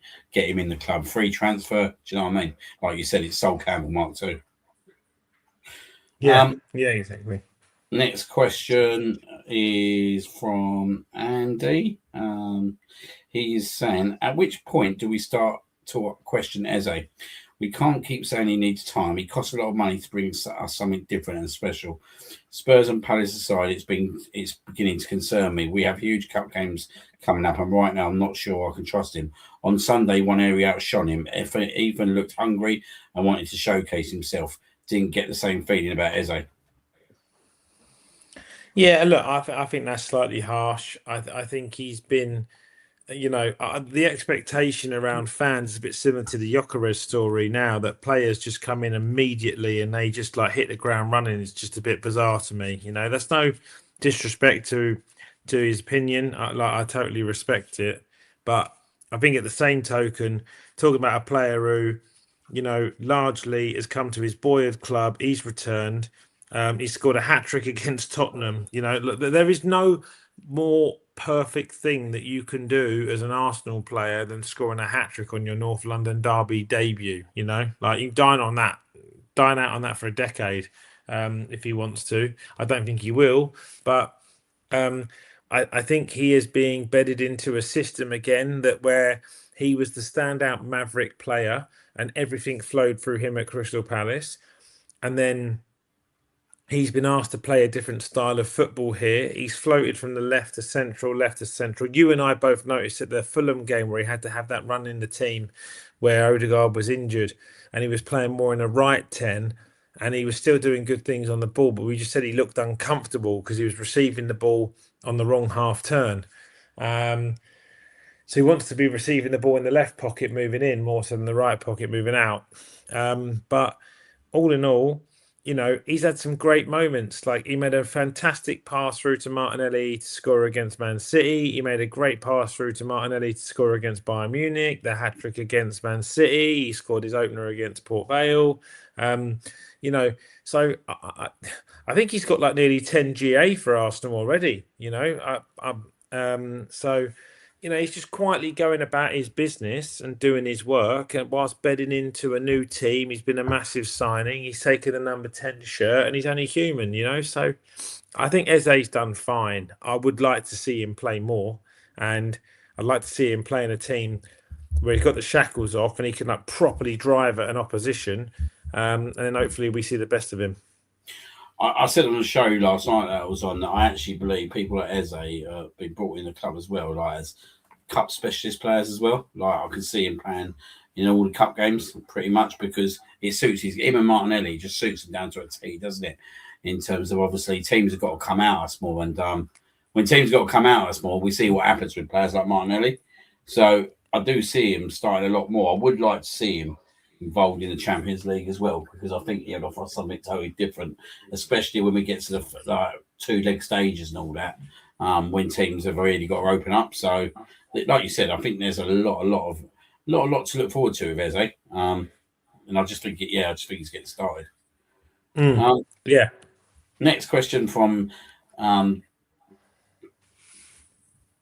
sorry, I just got lost there. Yes, next question from John. Does Victor start on Tuesday? And if he doesn't, will that affect his confidence more, or is it a question of giving him more time and we'll get to see him getting back to before he was injured against Burnley, as there is definitely a goal scorer in there. Sorry, he must have meant Wednesday instead of Tuesday. Yeah. Look, I think that he's still Arteta's number one starter in games like this. It is still a cup match on Wednesday, so there is a possibility he doesn't start. He might go with Jesus.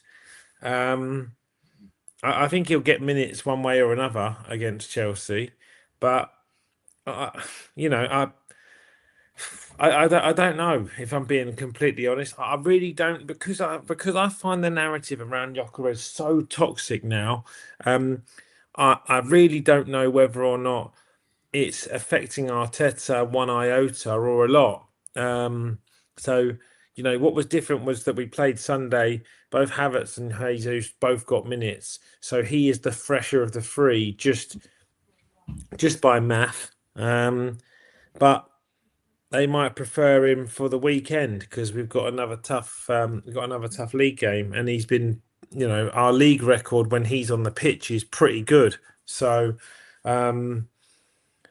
yeah, I think he should still start all games. Basically, I think he should carry on playing. I think the team need to adapt to him. I think just on your point there, Smuggsy, about Martinelli and Eza being really effective in cup games.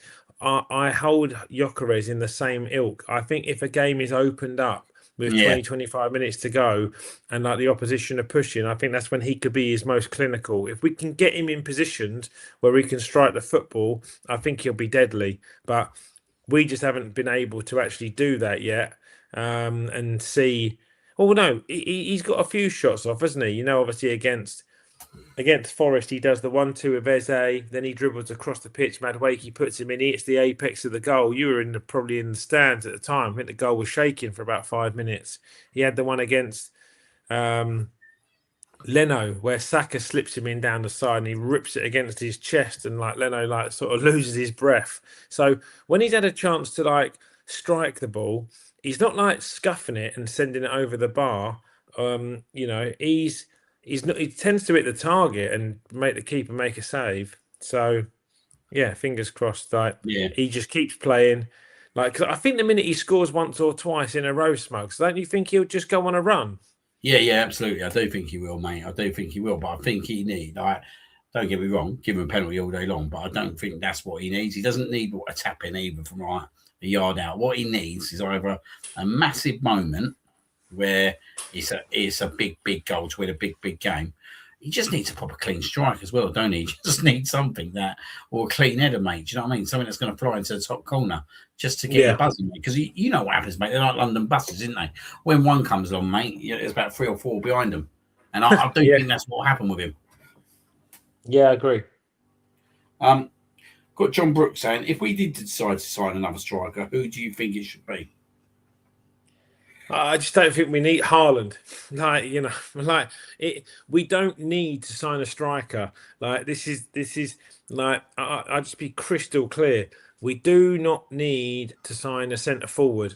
Having goals in our team is not the issue. Yeah, it's about creating the opportunities for our strikers to score. That is it.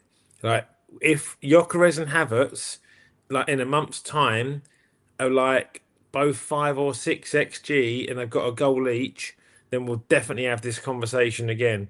But it is not the case. Yeah, we are not putting our number 9s in proper clinical goal scoring situations. So until we've done that, it's creativity is the issue, not the other way around. No, I do totally agree with you. I agree with you. I think at the moment we've got enough forwards to kind of bring in. I think if we're looking to bring someone in the attacking role, it's going to be on the left wing moving forward. So, look, we've got Gyökeres, who's a proven goal scorer. We've got Havertz as well, who's coming back, who I think is going to be a big plus to the team. I think Jesus just rotates around the front three. He'll be a player that probably come on in games and impact games. But, yeah, no, I totally agree with you. I don't think another forward is absolutely what we need to be looking at right this moment. Yeah. Got a question from Ross White. if, and I mean if, we come up empty-handed this season, where do you think we'll need to invest? Also, should we play a front two of Havertz and Victor?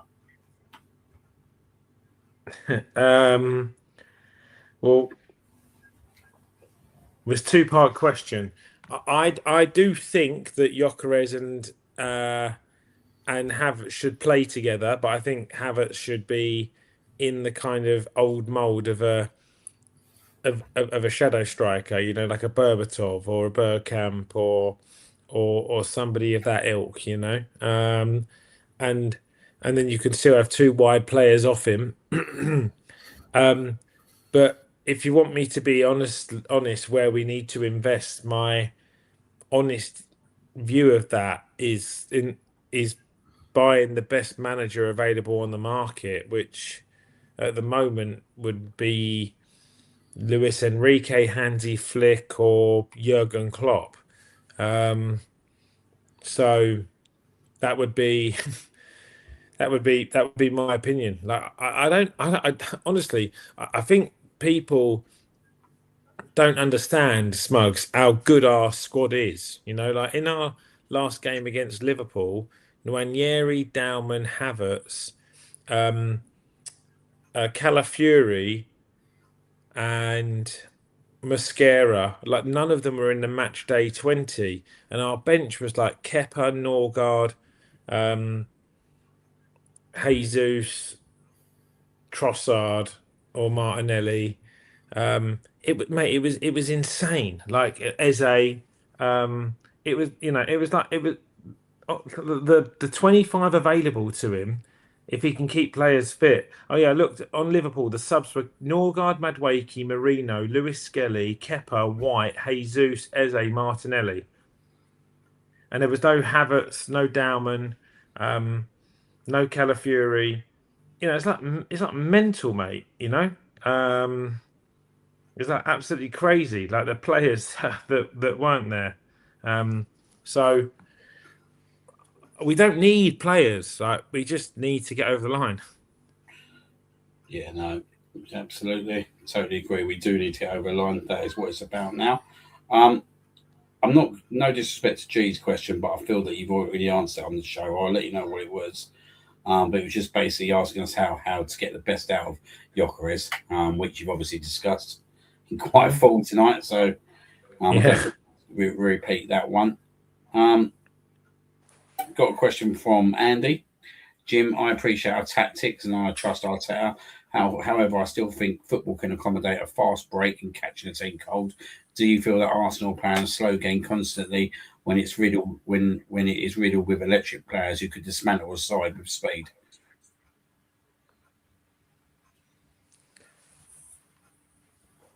So do I think that Arsenal don't play to the strengths of its players with speed? Is that kind of basically the crux of it?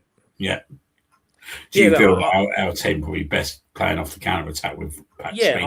Well, so it's not necessarily the counter attack. Fundamentally, like we have the ability to pick up the ball in the double pivot, where both players play on the half turn, and the advanced number 8 drops in the pockets. They play a reverse triangle. So that more often than not, that's Odegaard who likes to pick the ball up deeper. So when you do that, it's normally to transition the ball quicker and so we need to play on transition quicker, not necessarily counter. Like, yes, you should counter teams when you're defending corners or possession, or you're turning possession over, which is where Rice is most clinical when he turns possession over quickly. But where we need to, and I believe this is coached that they don't do this, because there is a point where you turn the ball over and they do not recycle it quickly. So it's more about regaining possession and shape, which allows obviously the opposition to regain shape. But we need to be way more effective in transition. Madueke is rapid. Gyökeres is quick. Martinelli is rapid. Hincapi is really quick. Havertz has done loads of speed work. He's quick now as well. So that Saka's not slow. He's no dog. So we absolutely can play through the lines in transition significantly quicker to utilize that and break teams down. It's just the manager has to allow them to do it. At the moment, they're coached not to do that. They play conservative, territory orientated possession football and play into pockets of space where the data suggests that we are the most effective from, which is the left and right channel in the final third of the pitch, and from dead ball scenarios like i.e. corners and free kicks and throw-ins within the width of the 18-yard box. Cool. A message from John. Now we're getting our injured players back into the squad. Do you see us going on and winning the league, or are you still hesitant? I guess you're hesitant still for a few factors. I am hesitant, because until it's done, it's not done. That dropping the 8 points with 6 games to go a couple of years ago was like a proper battle scar, and I do think we should have won the league in 2016 as well. So this is like the hardest competition in football to win, in my opinion, the Premier League. It is it is not done until statistically it is not done. So I do believe that we have all of the attributes. I believe our manager is good enough. I know I'm picking holes in him, but I do believe he is good enough. He needs to tweak his strategy, but he is good enough. The squad is absolutely good enough. The facilities are top class. So, and the fans have been so patient. Like the match day going fans have been in and amongst them multiple times. They are so patient and so willing and so supportive of the team in the last 2 years. I've really turned the Emirates into a fortress. So, and Smuggsy, you can probably resonate that the most because you're there every week. So, everything's there for him to do it, John. Just got to do it. Yeah, exactly. Just got to get over the line, mate, and just get the job done. Do you know what I mean? Got 2 more questions, but I'm going to break it down to one because it's the same, obviously, guy and Nick. Sorry, I've just kind of lost it quickly. Let me go and try and find it again.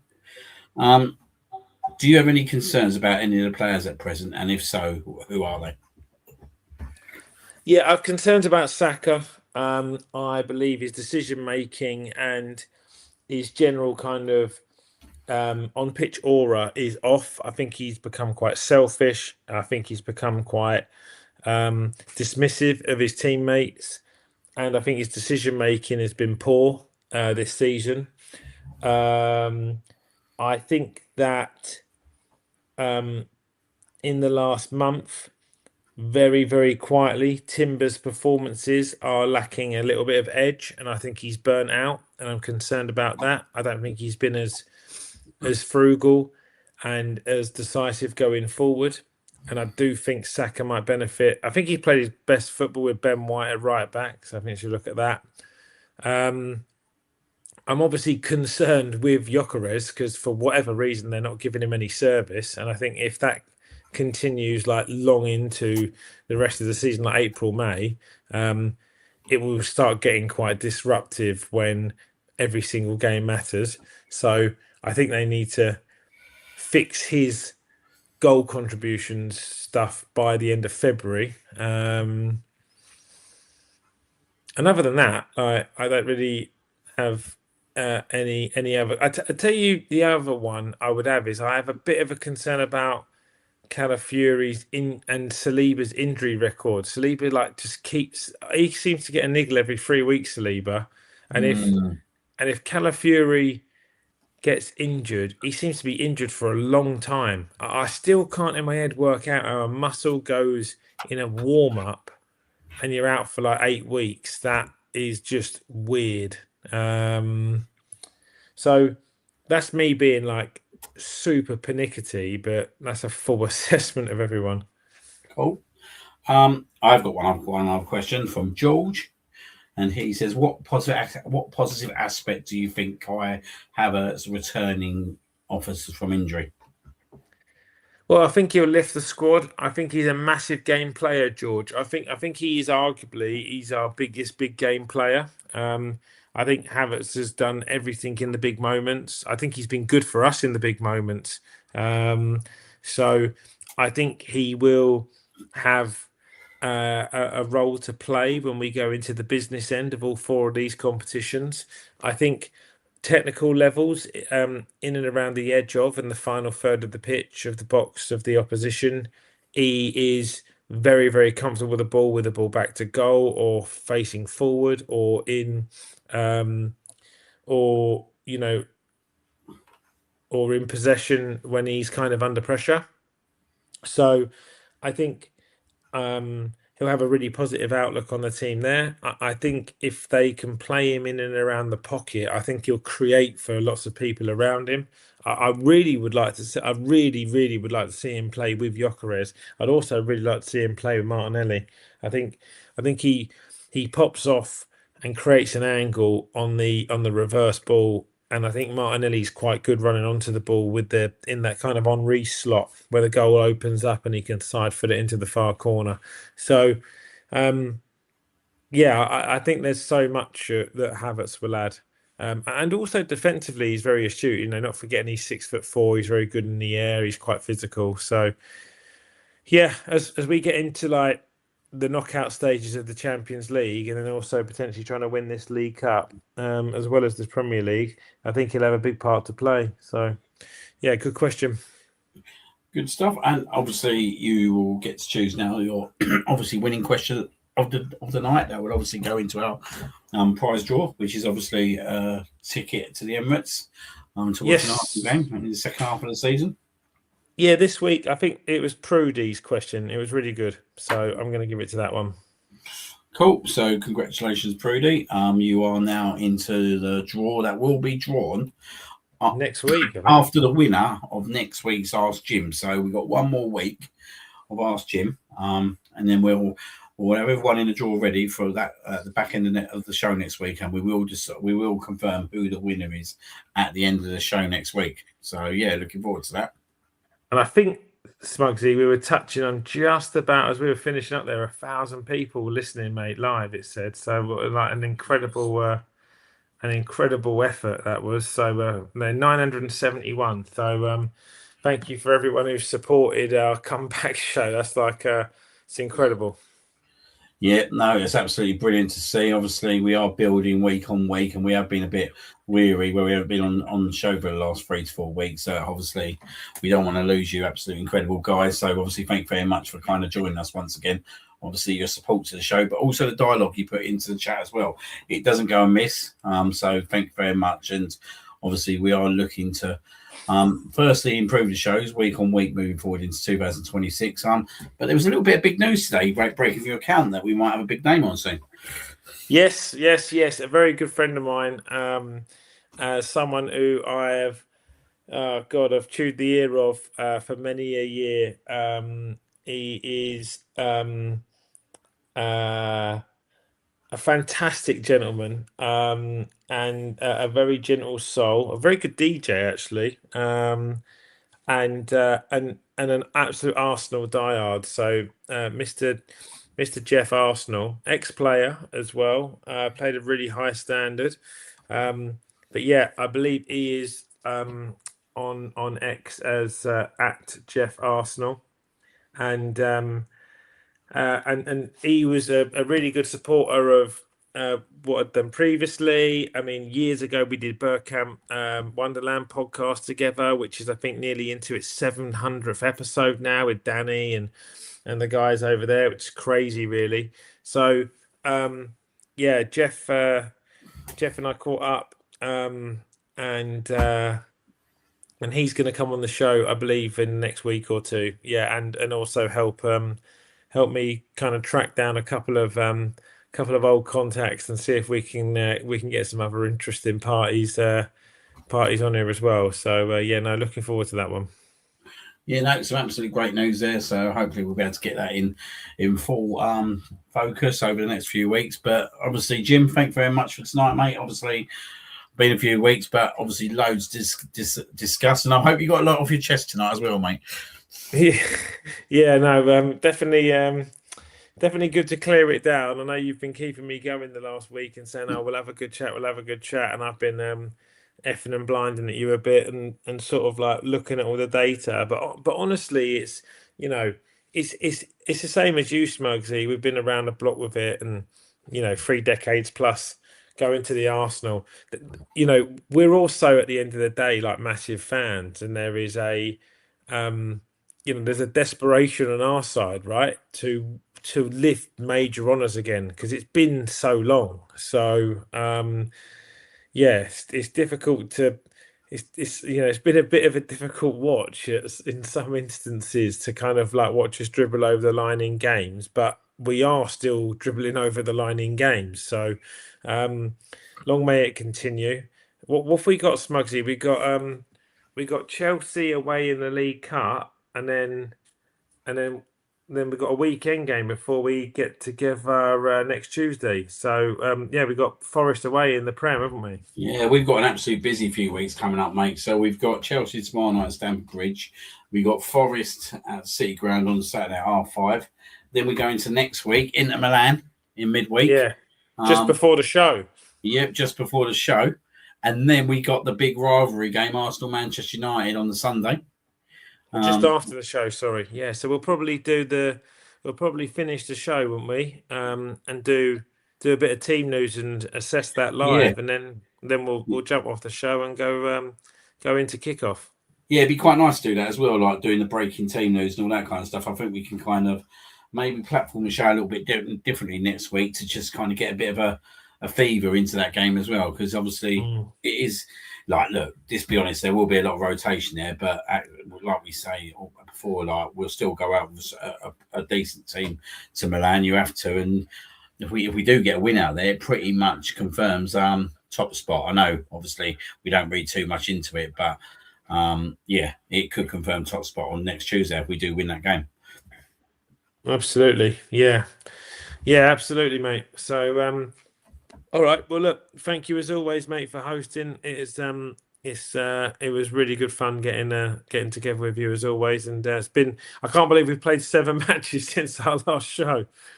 I know, mate. It was a thick and fast one, mate. Trust me, I was feeling it.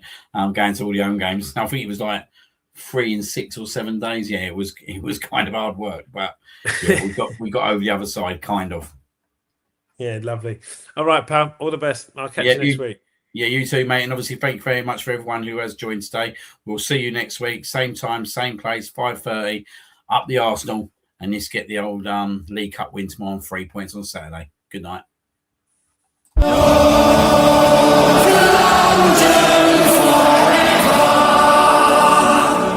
Whatever